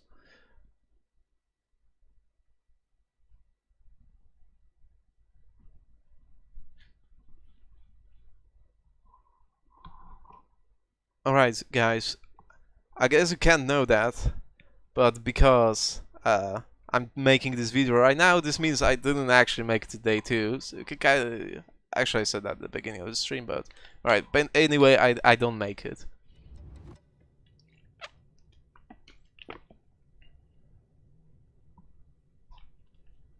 I was hoping to get to play against way more Consume players and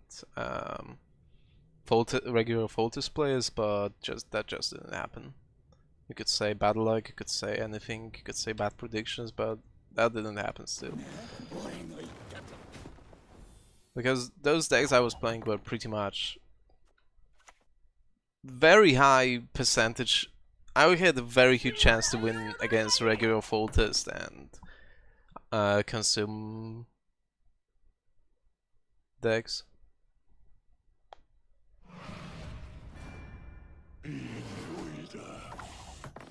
Here he's just spamming tempo, but remember that I'm still on red, so that's alright.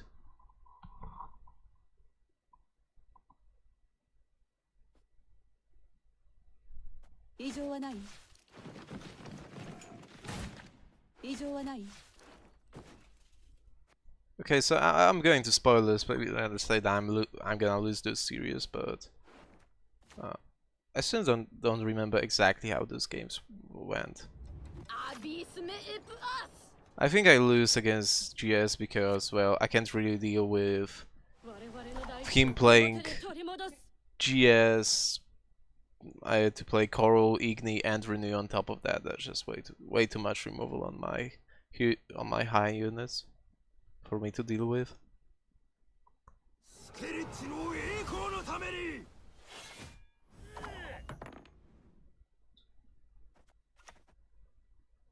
So now I have to mulligan Skax. I'm just wondering if I should use Rekka or Elven Scout. But getting Elven Scout from Rekka was very low chance. So I decided to just use Elven Scout from hand.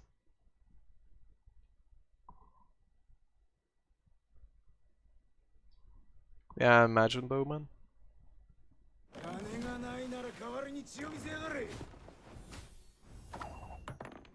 Alright, I think I go for full tempo right now.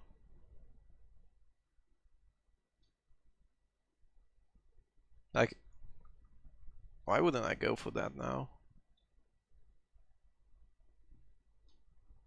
I'm not sure what I was even wondering about right now. Yeah. Yeah, so I played Skax, like, alright, you've seen that enough. I play Skax, I have advantage. Duh.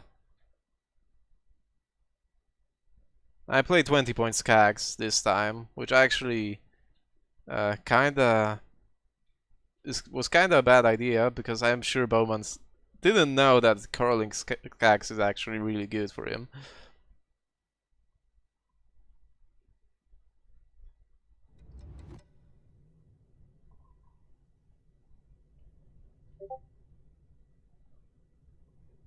Alright, Bowman making a decision here.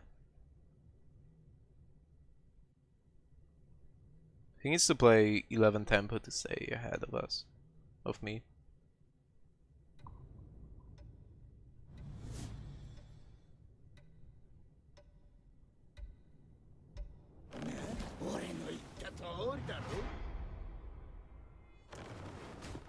Alright, so he uses restore, which is like actually big for me, so at least I force important cards from him. And now I use my brigade to move his greatsword because he used all his ships. He can't actually play any more ships to hit that GS.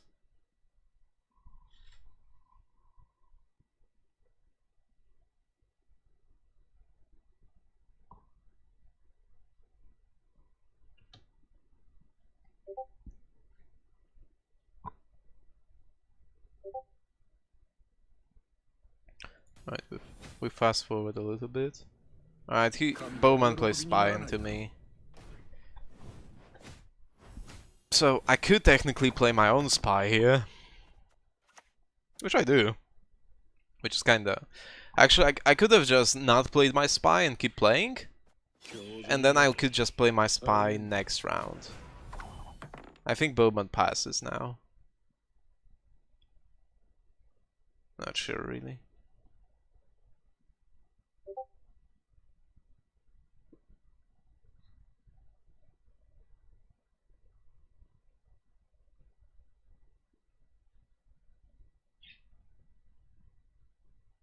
Like, now I don't even have count advantage on his GS anymore.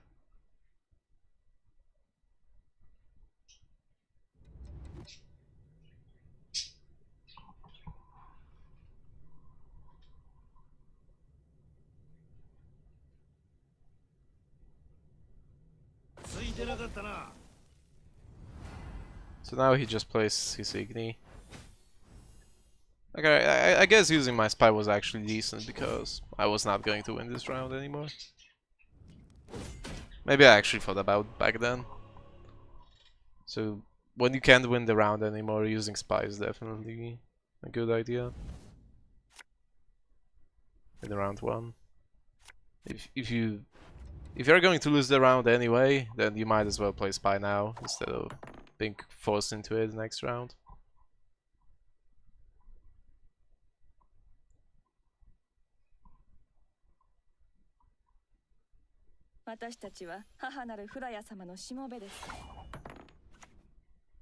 So keep in mind, Bowman has Renew, so I still have to play around his Igni, even though he already used that.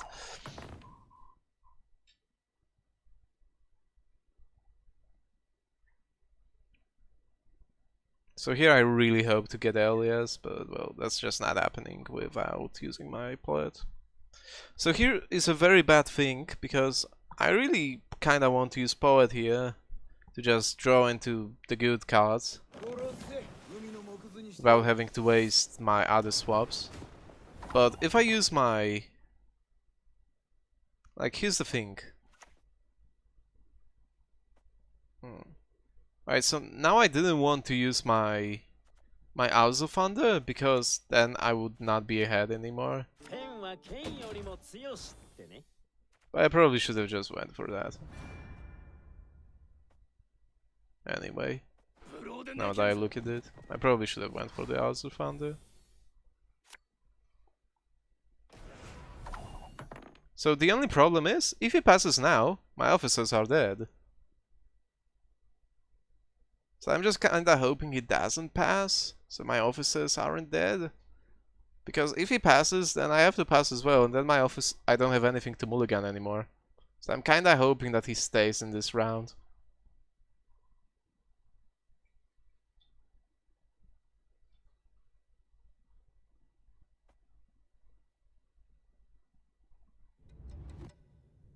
So obviously I have to use my... Now I have to use my mulligans ASAP.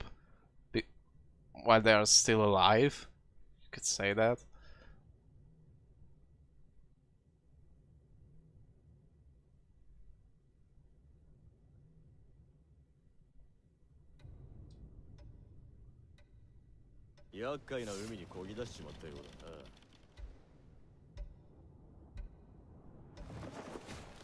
Alright, so I think now I'm going to use... Yeah, now I'm going to use Ida because now I'm going to be ahead after using her. So I'm just assuming that Bowman isn't going to pass while he's not ahead of me. So I just go for it now.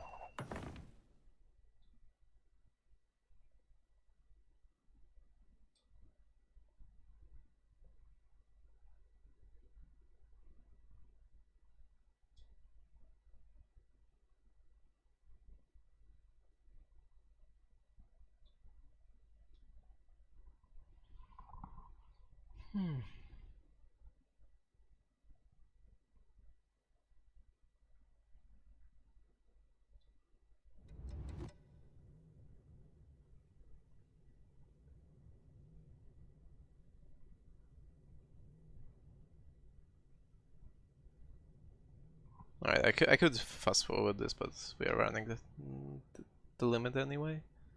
So now he uses his coral. If he had coral and used that at Skax round 1, that would have been huge. So now I'm not going to be ahead no matter what. So I just use my officer now. Or do I use Igni? I thought that Bowman is not going to play into my Igni because he knows that I have Igni. So I thought, even though I'm going to use this officer now, like, now I have to use this officer anyway because it's going to be 5 points in the next round. That's actually really terrible for me.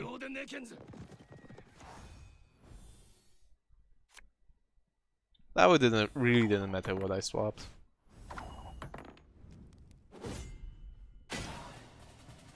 So I had to use this Igni, I had to use this officer. Honestly, pretty bad situation.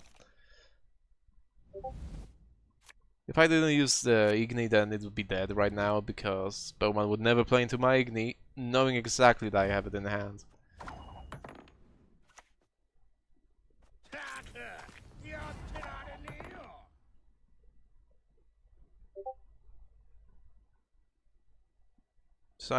So I'm left with 10 point scout, pretty much.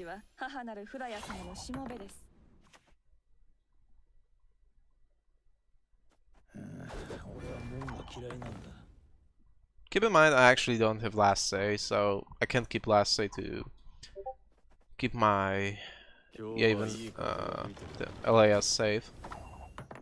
I think I play Elven Scout next to Geralt.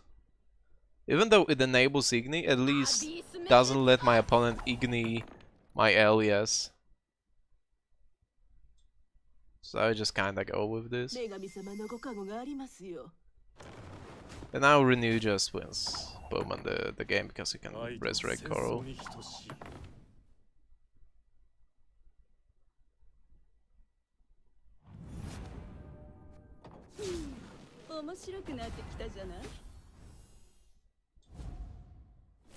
Alright. So you can see that was pretty close.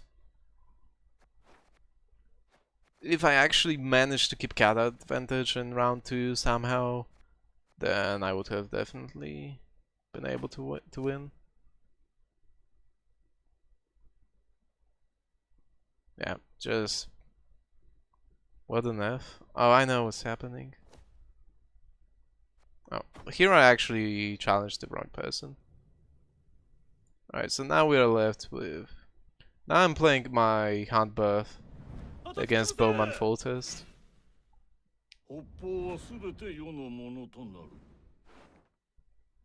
Keep in mind he's playing Dunbanus in this deck.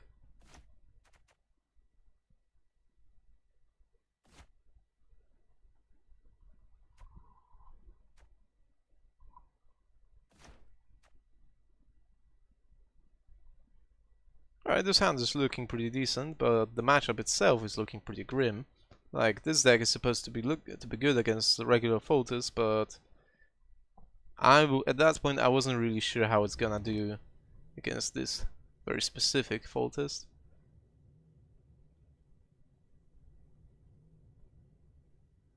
My idea was to either dodge Dunbanus completely or try to or just try to burn them when I had the chance by bleeding him, kinda. Here I was actually hoping for him to use third kick, so I was kinda unhappy that I showed him my second knight, so he knew that there was no point in using third kick here. Like, you would use third kick here to get your to have a chance of him to deny the returning the knight, but now he knew that there was no point in doing that.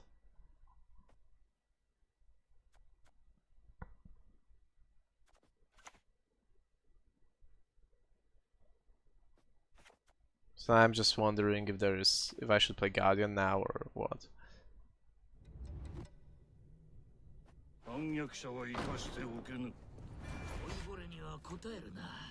Well, I end up just going straight for the combo. And here, not playing Roach in my deck actually costs me quite a lot because I'm forced to go 2 cards down here to play the combo.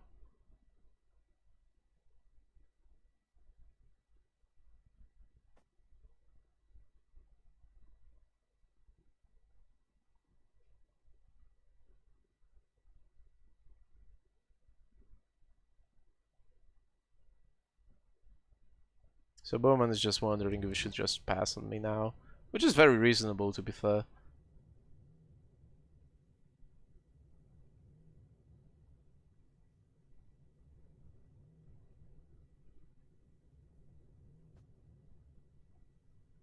Like, if he passes on me, then I'm going to get my card advantage back, probably. I mean, if he doesn't pass on me, sorry.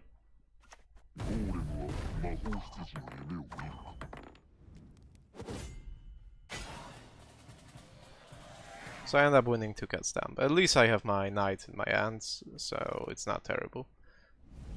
And I still have spy. Okay, but these were pretty damn terrible draws, to be fair.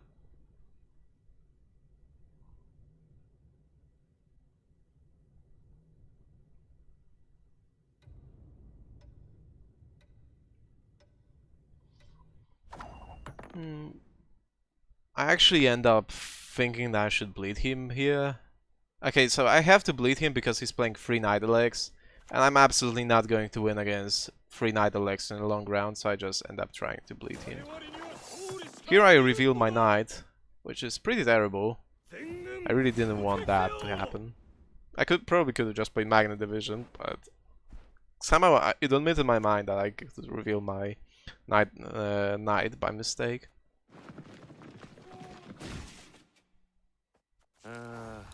But it's not the end of the road because... Okay, so here I end up just playing his Dunbanus.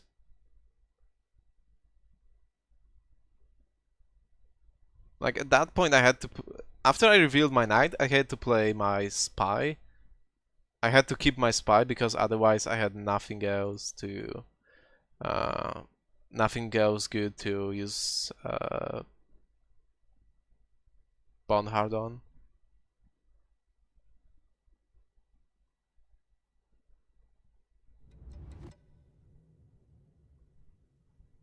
Yeah, 15 points Dune banners are pretty damn good. Makes up for the nerf, I suppose.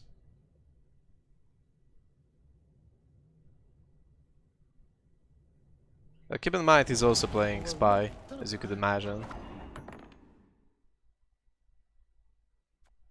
Here I could have probably played Black Blood actually.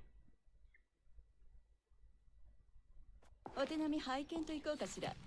Here I'm thinking if I should keep Asaya or my Magna Division. I think I end up keeping Asaya because I assume that I actually have to draw. I actually have to put the shields back into my deck. There is a huge chance of my Magna being bricked because I have already a shield in my hand. So I end up picking Asaya. Even though if I didn't have the shield in hand, I would probably just keep Magna Division. Bowman actually doesn't play an Dijkstra because, well, that's terrible with Dun banners, so I couldn't actually brick his Dijkstra. So even putting Cantarella into his deck round 3 wouldn't really change anything. So Asaya wasn't really that big of a deal.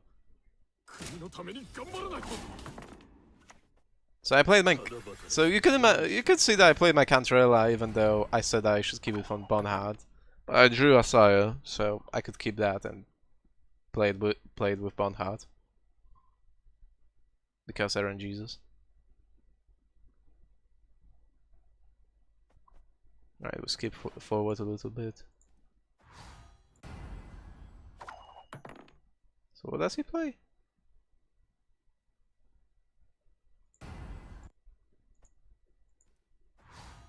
Oh yeah, he plays another knight here. So I'm kinda pushing him a little bit, but not really.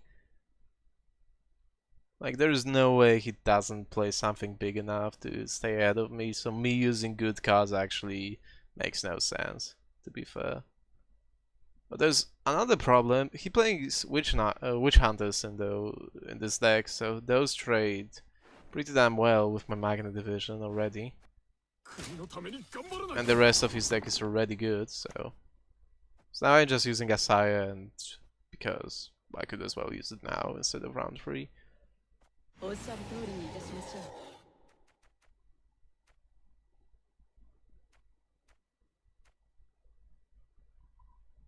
This is so annoying. So I just return one of my shields as I wanted to do, and I return the fog just to have a slight chance of breaking his hand in the next round.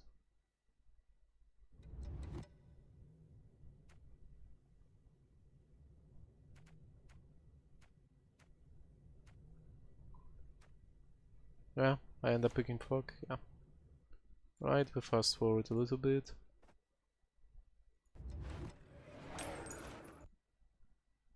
He played the guy with the potion, you know, with the Thunderbolt. So now I end up playing Black Blood. I get the ghoul. I consume something. Like, I'm just bleeding, I'm just playing some garbage.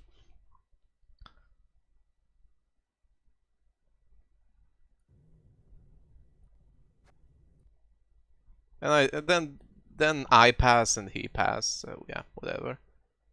So I win round 3. After that move, nothing happened. He played another Thunderbolt, I passed. Duh. So he just used up the garbage from his deck. Bowman still has 4 golds, so this is looking pretty damn bad for me. Though I guess I have some good cards still, so yeah. And I don't have to worry about his Dun banners anymore. So there is the positive side at least.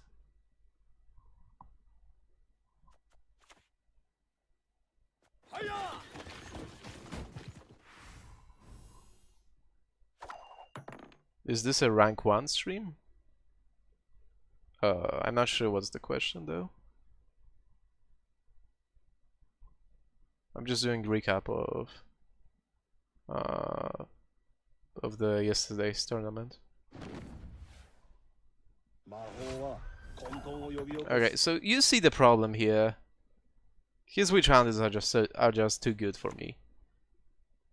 Like, he just plays witch hunter one after one, and they trade up with my Magna Division. Like, that's already enough to make me lose.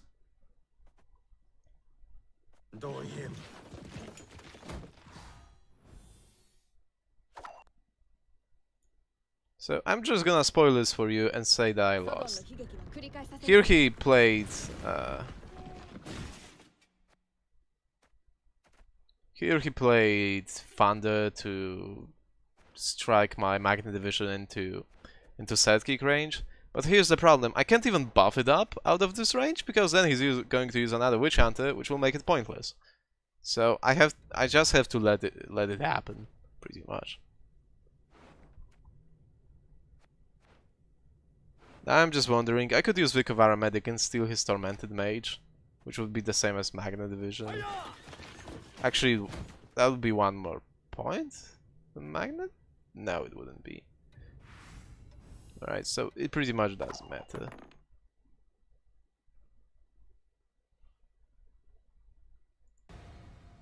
Oh, alright, so as you could notice, I lost. It's like, he played set kick, now he plays that. He plays another Witch Hunter. Considering he just reset my entire board, this was actually I lost by only 14 points XD. Alright, so I lost that already. Yeah. So Hound buff against Witch Hunters is pretty damn... It's not so good, but the final series, which already, if anyone's keeping tracks, then he knows already that I lost the final series, so I would just tell you that. But this final series are going to be really clutch. So we will go to that. Like, we're going to look at the decks, and you will look at the decks. Okay, there's this guy Snap, and those decks are like super painful. You'll see what I mean. This is his Calvate. Why is Pudge keep showing up? No, this is not what I wanted to do. I think one of my programs bugged. Alright.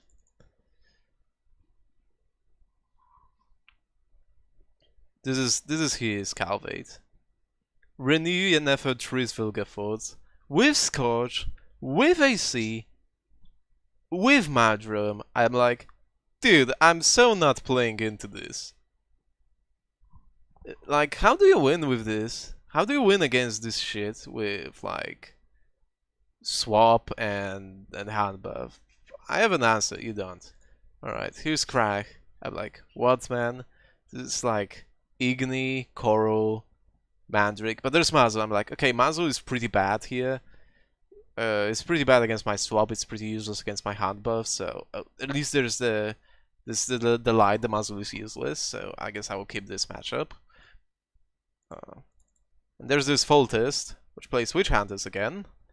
And Margarita on top of that. Yeah. At least it doesn't have done balance, so that's it. Alright, so this looks pretty terrible for me. You could say this was an uphill battle from the start. So I ended up banning his Calvate because I couldn't imagine any of my decks winning against this.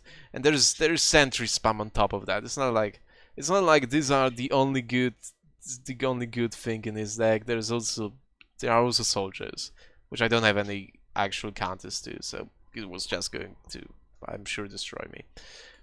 So I banned his Calvate. And I think he banned my GS, so I was left with Hand Buff and Swap, which are both kinda hard countered by hard removal and resets, which every of those decks have. Alright, but the series is still going to be interesting, even though it looks terrible. So let's go straight into this. I'm not sure if I think I'm on red with hand buff. So I go hand buff and I'm like, alright, I have to play hand buff on red and just kinda have to win, because I also have to play swap on red if I want to win anything. Enjoy your stay. Thanks for follow, Xiveri. Enjoy the stream. Alright, so here I'm just wondering about my mulligans. So I'm going to take a pretty interesting line of play. So actually, when you think about it, maybe I shouldn't even buff my knight. Because every single unit that I play is going to get reset anyway. So what's even the point, right? But I end up going for it anyway. Right, here I got pretty much perfect hands, to be fair. Only Swears could maybe be better. I can still use... He doesn't play regular Temerians, but he plays Meridian Knights. Sorry, Kedwani Knights. So I could still use Swears on that.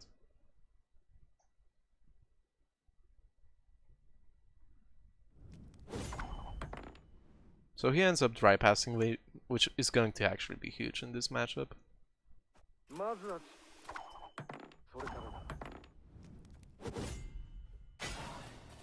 So I just use my medic because it's the most iffy card I have. Like, there's a chance he just doesn't play anything that's good for medic, so I just use it now.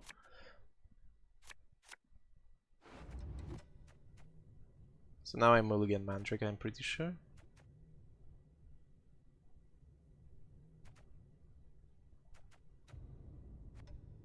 Like, at this point, I'm like, why am I, like, my Magnus and Spotters are actually pretty bad. Like, what am I even supposed to do with them? And then it hits me that Vesemir into Blackblood is actually pretty good on its own, so I keep it.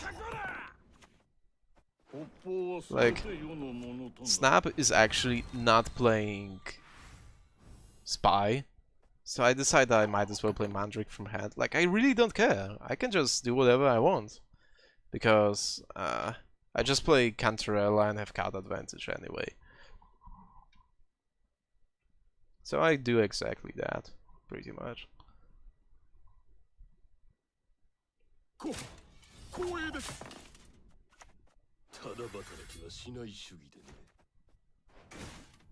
So keep in mind, this guy plays Shani plus Margarita plus Free Witch Hunters. So everything I play is going to get reset, pretty much.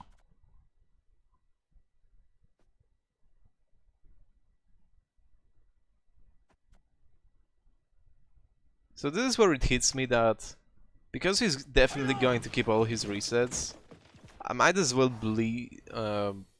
use all of my buffing cards right now, because they are going to be useless anyway.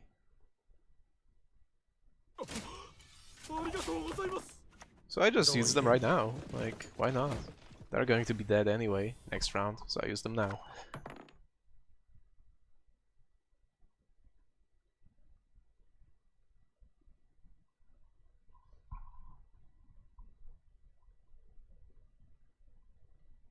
I'm still not revealing my spy because I hope that he actually will feel like he needs to play something good here to stay ahead of me. So I keep advancing to the fact that it's not obvious that I have spy. So I just hope that I force him to use some gold, for example, just to stay ahead of me.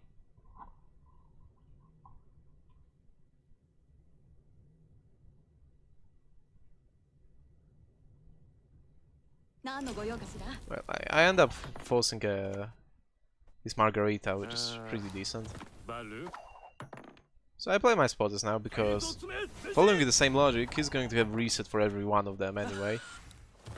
So I use them now.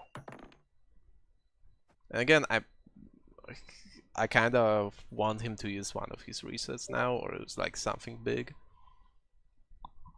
Which I think is going to happen.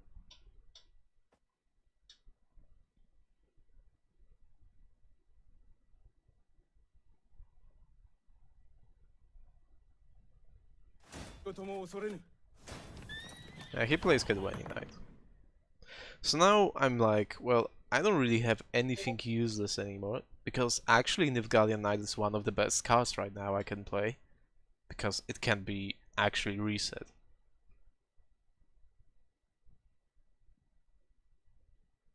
So I don't actually want to play my Knight. So instead I might as well play Cantarella now, because I was just using all my cards I wanted to bleed out with, and now I can use my Cantarella. So I end up doing that. And I also So Swedish was really good draw here because now I can kill all of his knights, and I even managed to get my Black Blood at the bottom of my deck, so now I am guaranteed to not break my Vesemir.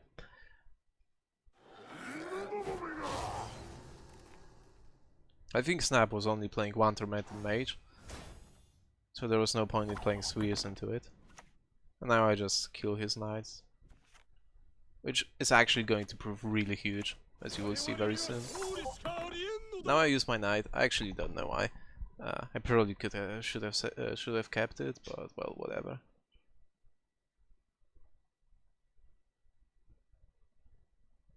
Here he actually should just play his knight, but he doesn't do that.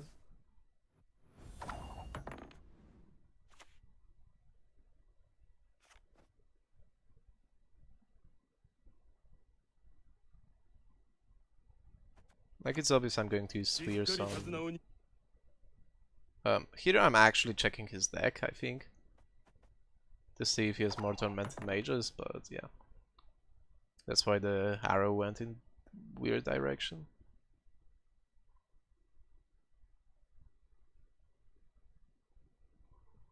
Dude, what the...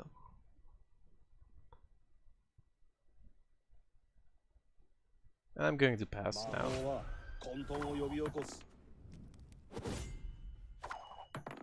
So I'm left with only really good cards that actually are in Scouts and Magna Division, which is pretty damn huge.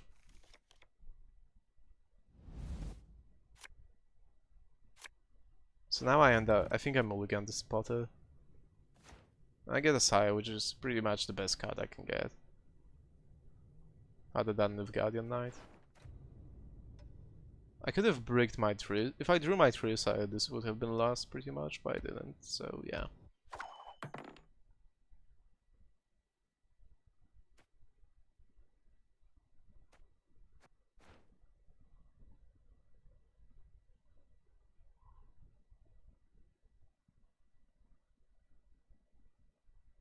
Keep in mind he still didn't play any of his goats, and he has Dijkstra in his deck.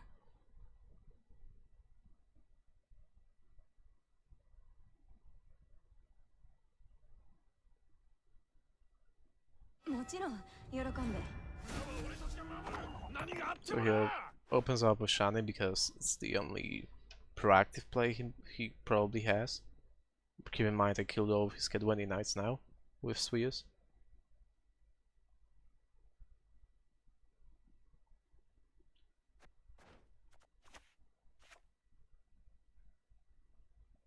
So now I might as well just play my Sire. I'm like really not sure what to do here.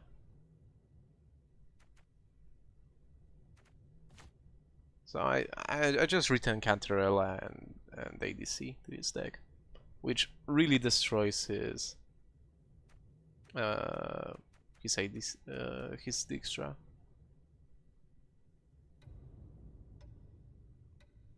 Like, if he draws either ADC of Cantarella, he's getting a Cantarella, which kinda loses him the game.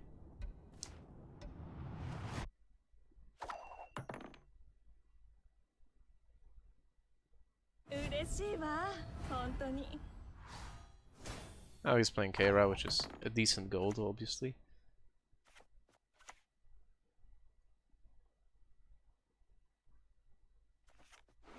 Now I'm just wondering which gold I should play first. I play Rekko and I get the Alchemist. I'm actually wondering if I should play Spotter or Alchemist, but I'm pretty sure he has still Witch Hunters in his hand, so I just decide to play Alchemist here.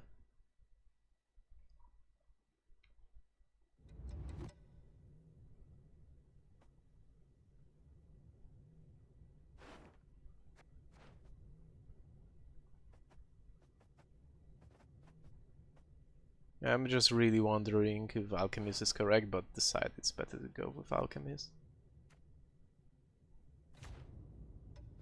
And here's what we discover. Alright, if he had Dijkstra, his Dijkstra would have been terrible. But this hand is no better. Now I play Knight. and it's GG. This matchup felt terrible from the looks of it, but I ended up winning because he dry passed me round 1, which let me just bleed him out of all his good cards and keep only the good ones myself. Alright, so that was unexpected, to be fair. Alright. And now we head into game 2, which doesn't feel really good, but now I'm playing Brewer on blue. So swap against probably his faultist, as you can imagine.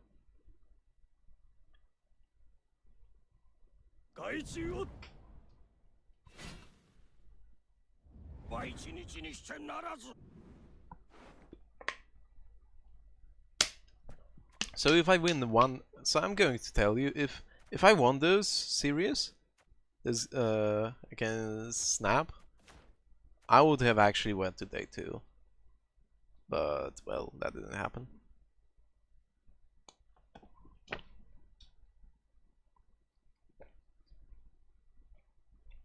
And you will see it will be actually really close.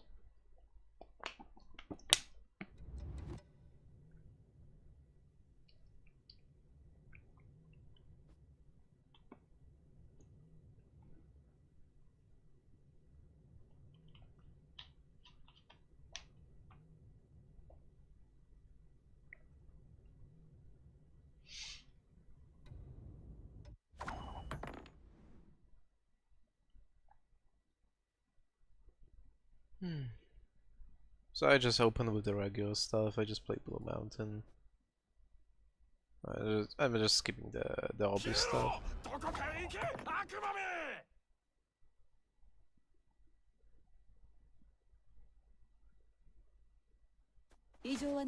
Now I play Elven. I actually high roll into Recognize it, into another Elven Mercenary. So here's the thing, I actually should be using my... It actually doesn't matter what my mulligan with my officers, because they are going to get reset anyway. And I actually didn't keep that in mind during this game, to be fair. But it's just true, it's like they're going to get reset no matter what, pretty much.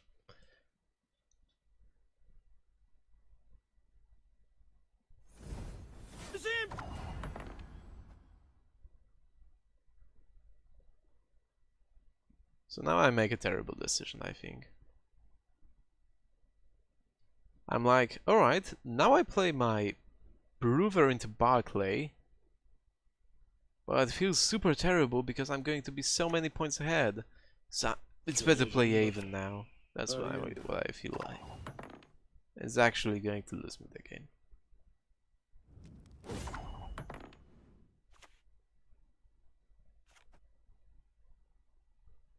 Alright, so now I can't use Spy round 2 to bleed him infinitely, which is huge.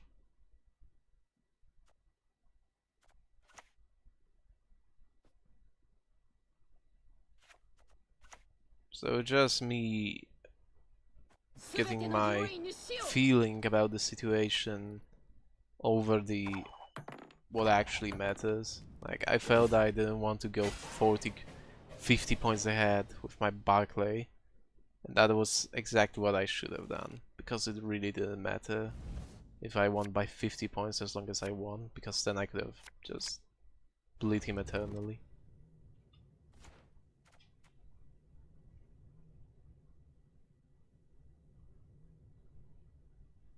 So it wouldn't matter if I used all my best cards, other than those I would use in the final round, as long as I won.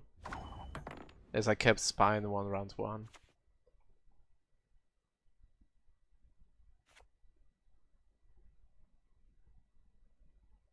So now I'm going to play actually open with Brewer, because I really don't want to draw into either Barclay or Sheldon. So I open with it for 20 points. And pretty decent opener.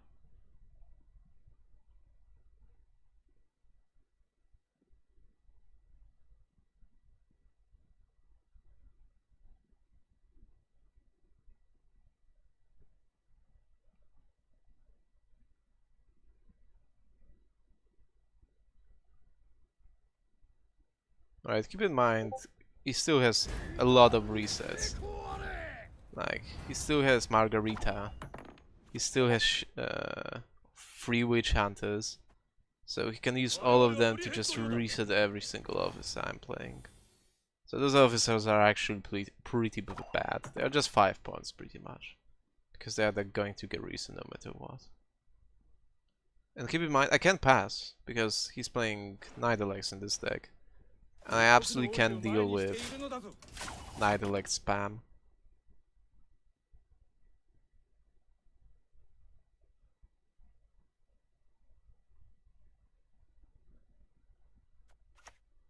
So here, I'm actually going next level on him. Like...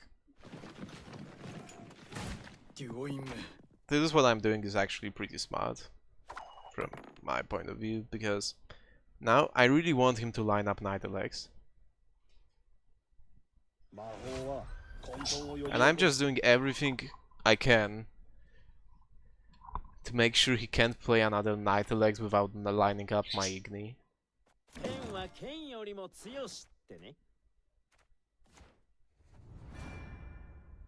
So here I end up using my Dandelion just to draw into one of my good cards.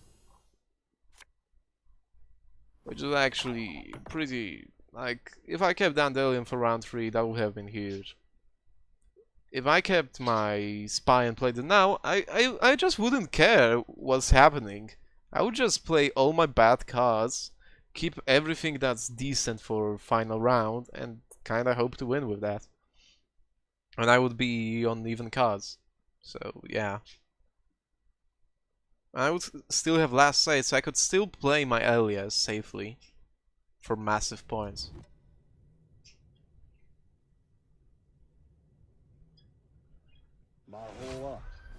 Yeah, so here's was actually what I said. My officers are just literally 5 points. It doesn't matter what I mulligan with them.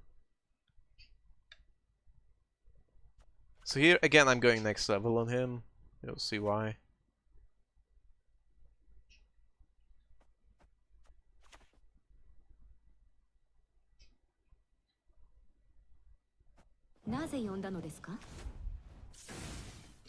So I play Thunder on this guy because I still don't want him to have a chance to play around lining up his Nidalee.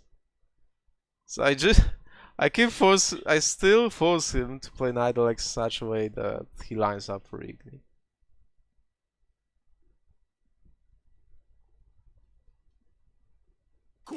And it happened.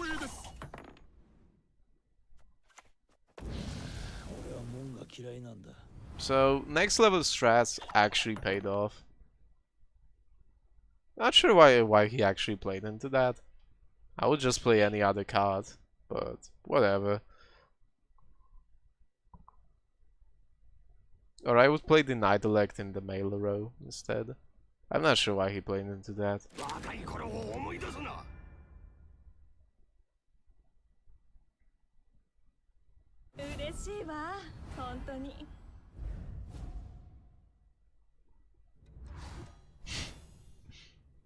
So that extra is kinda good.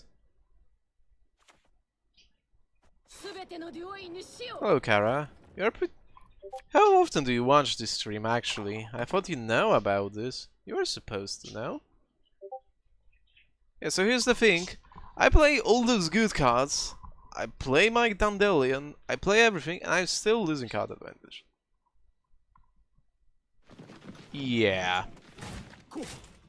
That's not bad, then I don't know. I actually play my Geralt here. Which is honestly my finisher at this point. Like, my Geralt should be my finisher. Because Xavier is also getting reset, it's just 10 points. I'm not sure why I even played Geralt. I think I'm past now. Or do I play Scout?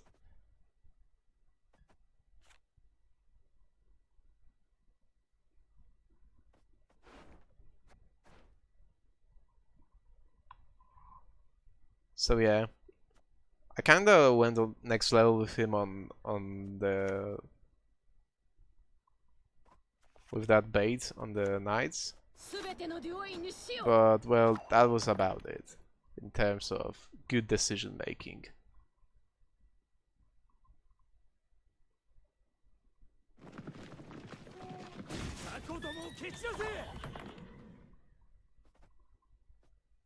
Yeah, so Kid Knights just, yeah, good enough to definitely stay ahead of me. And now I'm just going to pass. One cut down, yeah. So if I just kept the spy, this could have been won. Definitely. So I just skipped the entire thing. Look, I lost by 10 points. And I was one cut up down on him. And I didn't even get the last save of Elias, which would have been huge. So yeah, not keeping spy lost the game. As simple as that. So you could say I deserve to lose that one because I played spy because I greeded. I didn't want to be 50 points ahead of him. With him able to just pass on that. So now we go into the final round.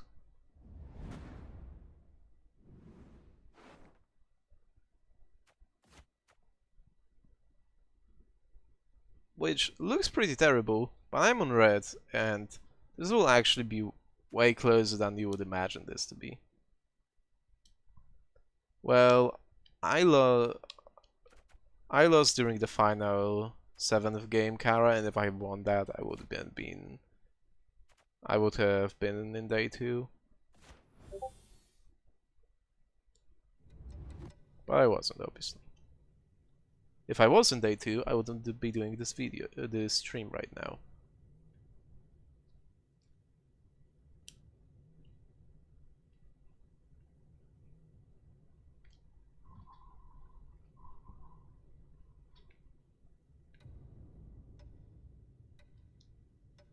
Alright, so my snap just thinking really bad. Like, this is the game for everything. Whoever wins this likely goes to day 2.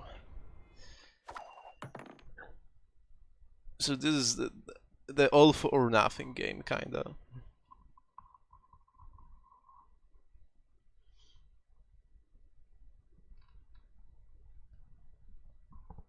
I think this game I won't be making questionable decisions anymore. I'm not sure. We'll see. I don't actually remember. I don't remember the last part where I got kinda unlucky and lost me the game.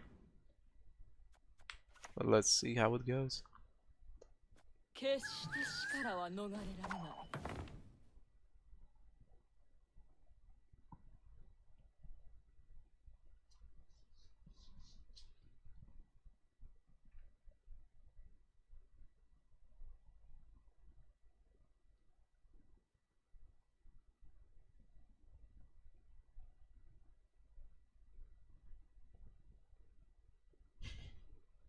Right, maybe we'll skip a little bit forward.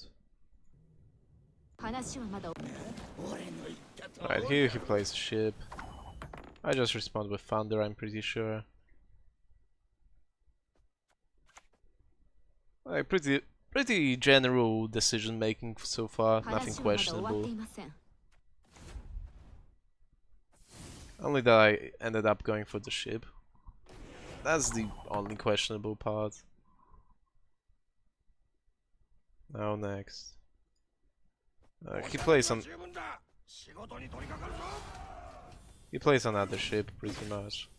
Now I'm just baiting him to not AC my skags, so I put it on 18 instead of 20.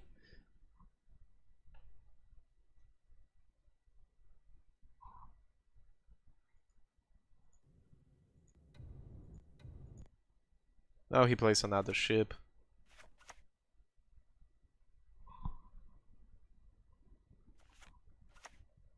Yeah, definitely, exactly, Wilfred. But I'm not qualifying in those games. These are the games I played yesterday, the qualifiers. Here I'm getting really good top deck with my I got my mercenary, which I really want to get.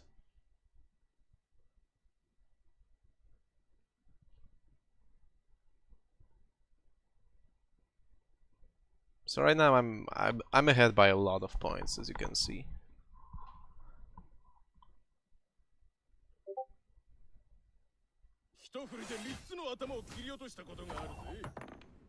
I think I'm going to play one more card and pass, or maybe even pass now.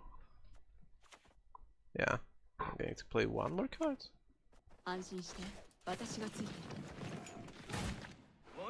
Yeah, kinda unfortunate that I didn't find another mercenary. Actually, not finding the mercenary. Okay, I'm just going to spoil it. If I found the mercenary here, I would win the game on the spot, but you will see why. Alright. Now he plays something into this. Let's see. Oh, he plays Mazu. He plays Mazu. Keep in mind okay, here again I didn't find mercenary. If I found mercenary, this game again would have been won on the spot. So I just kinda missed Reco and mercenary twice now. Well, you can say shit happens. I still don't, because he plays low tempo. He just muzzled my elite. That's why it's over there.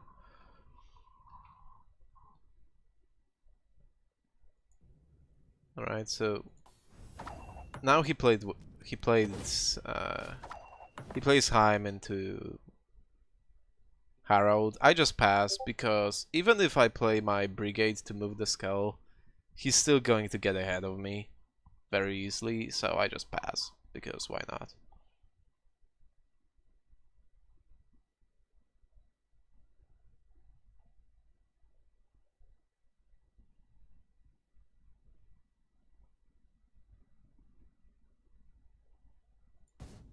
Alright, so he ends up playing Jenga. 36 points ahead because of this. Interesting.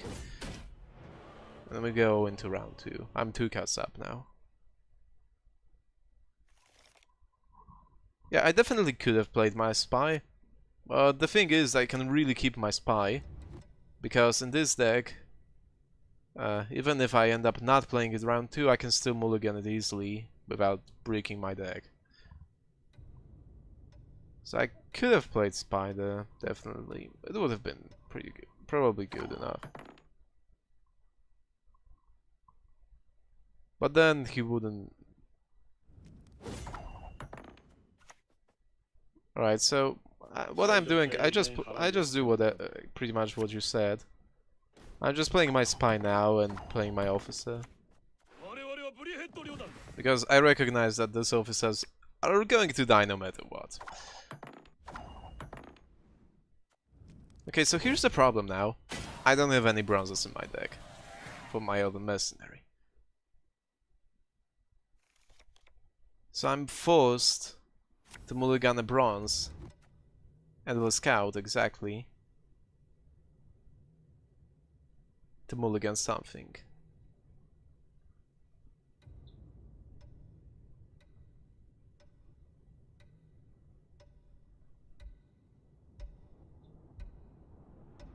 Now that I look at it with a fresh head, now I see I could have played that a little bit differently.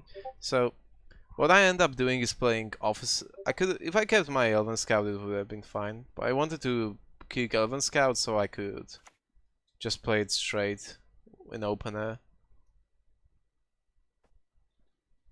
So this decision kinda lost me the game. If I kept Elven Scout, I could have mulliganed my Reconnaissance with Elven Scout and it would have been kinda fine. So now I end up mulliganing my Reconnaissance with Officer.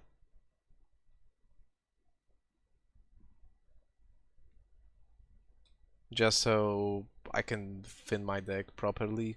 Because with every other... even if I played my Reco and mulliganed my Merrick with my Elven Scout, I could still brick with Officer and Dandelion by drawing Mercenary, so I just decided to not go for that. And instead went with 5 points Officer. If I didn't mulligan Elven Scout as the bronze, maybe I could have saved my Officer there. But yeah, if I just drew this mercenary area, and didn't have to do any of those, then you can see how I would have saved a lot, saved myself from this situation entirely.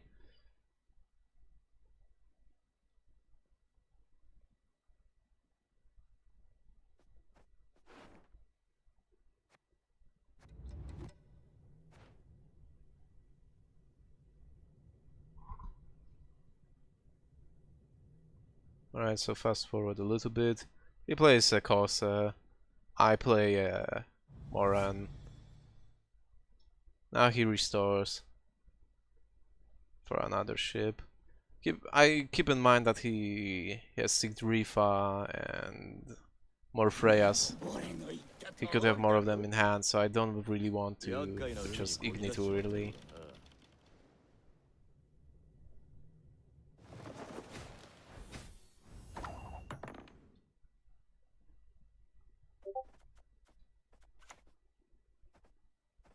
So now I just play Brigade to deny more procs on the GS. Because I'm going to get the Igni off anyway.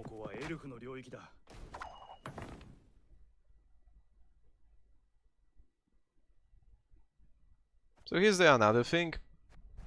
Actually, you're going to see if I pulled that on middle row, I actually would have won middle game, I think. So he mandrakes my Moran. Alright. So now I play my Geralt on siege row. Keep in mind Snap actually plays Igni in his deck. So I actively play around it.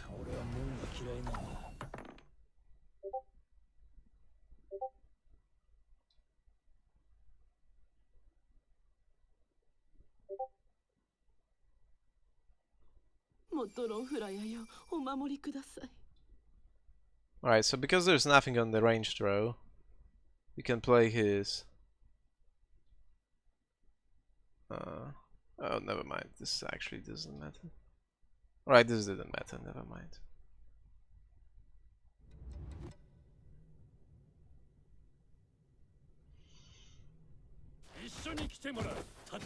Alright, it's still correct to Igni the GS here.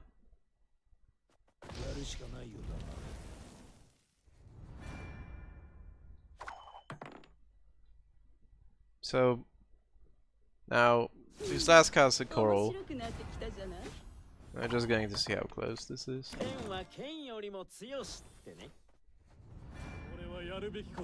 Right, so if my officer was even 3 points higher, this would have won me the game. Like, the officer didn't need to be 20 points, he only needed to be 10 points, and that would already been won. Because even if he called the officer, then there would be 10 points Elven Scout, so... Oh, and yeah, Harald Skull as well.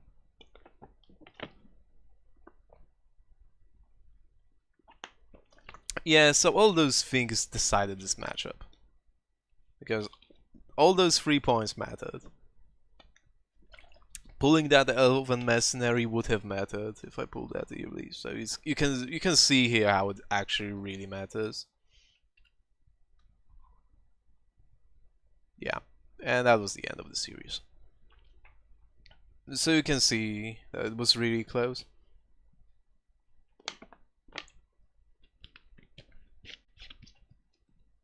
Yeah, unfortunate. But what happened happened. Now we can just play Gwent.